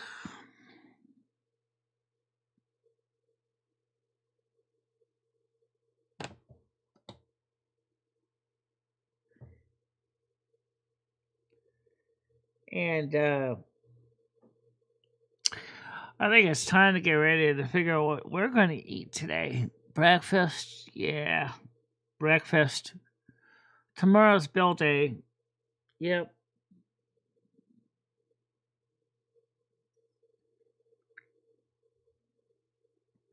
Yeah, I'm really getting kind of hungry. I didn't eat breakfast yet, so I eat breakfast after the shows, not before, on a regular basis. Sometimes I do. If I'm not, if I got time, I will sometimes eat breakfast before the show, but not always. Yeah.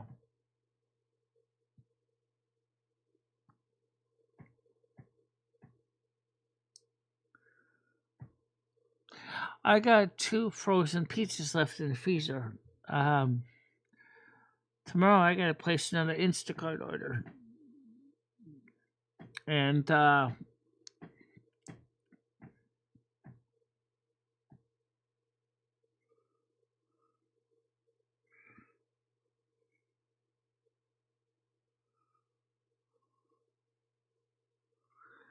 Yeah.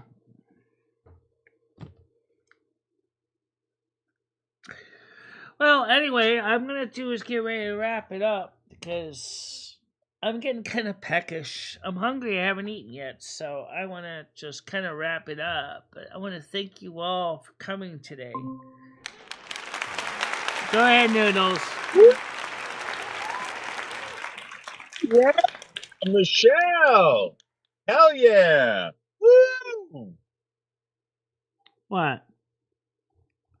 I'm saying congratulations. Woo! Oh, I was just gonna say I was just gonna get ready to wrap it up so you can go eat some breakfast. Oh, what are you gonna have? I'm about to go get a burrito.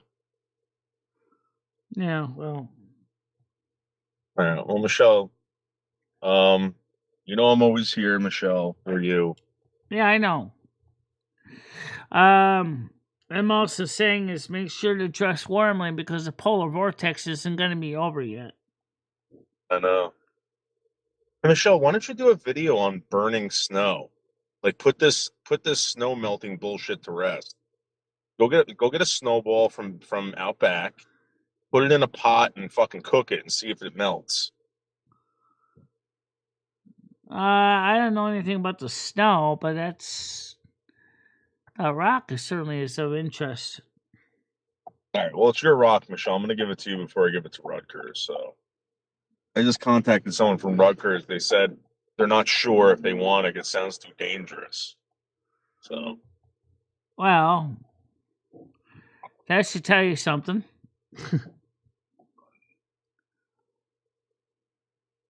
Michelle, I love you, right? I know you love me, and I appreciate that. Yeah.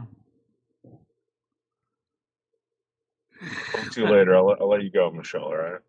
All right, so I'll talk to you later. You keep warm, though, okay? All right, Michelle. All right. And yeah, I don't know. It sounds like that could be a risk. You know, I still would like to get some sweet stuff. Oh, I know. I just don't want to have to go outside and freeze my yachts off to get something. That's the thing. I can't wait until March when the weather starts warming up, and then I can go out a little bit too. Which would be nice. All right, so let's get this wrapped up right now. May all of you guys have a happy and safe day. Stay warm, stay safe, stay dry. And make sure to bundle up out there. It's cold. Okay? And we want to see you in one piece and we want to see you safe. I agree. And make sure for the men, please wrap up your third leg. Keep it warm too. You don't want to lose that, right? No, I don't think they want to lose that. The service is ended. Time to go peace, kind, love, and don't forget the party on, dude. And we'll see you later on soon. Okay? Bye-bye. Bye-bye, guys. Michelle and Maria Lumia will always be there for you. Michelle, never stop believing in yourself. Go out there and show the world what you can do. Go kick some ass and have a good time doing it. I love both of you so much.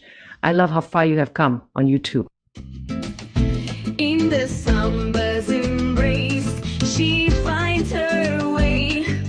Twisting and turning, she won't let things sway. With love for the music and fire in her soul, she dances through life, her heart in control.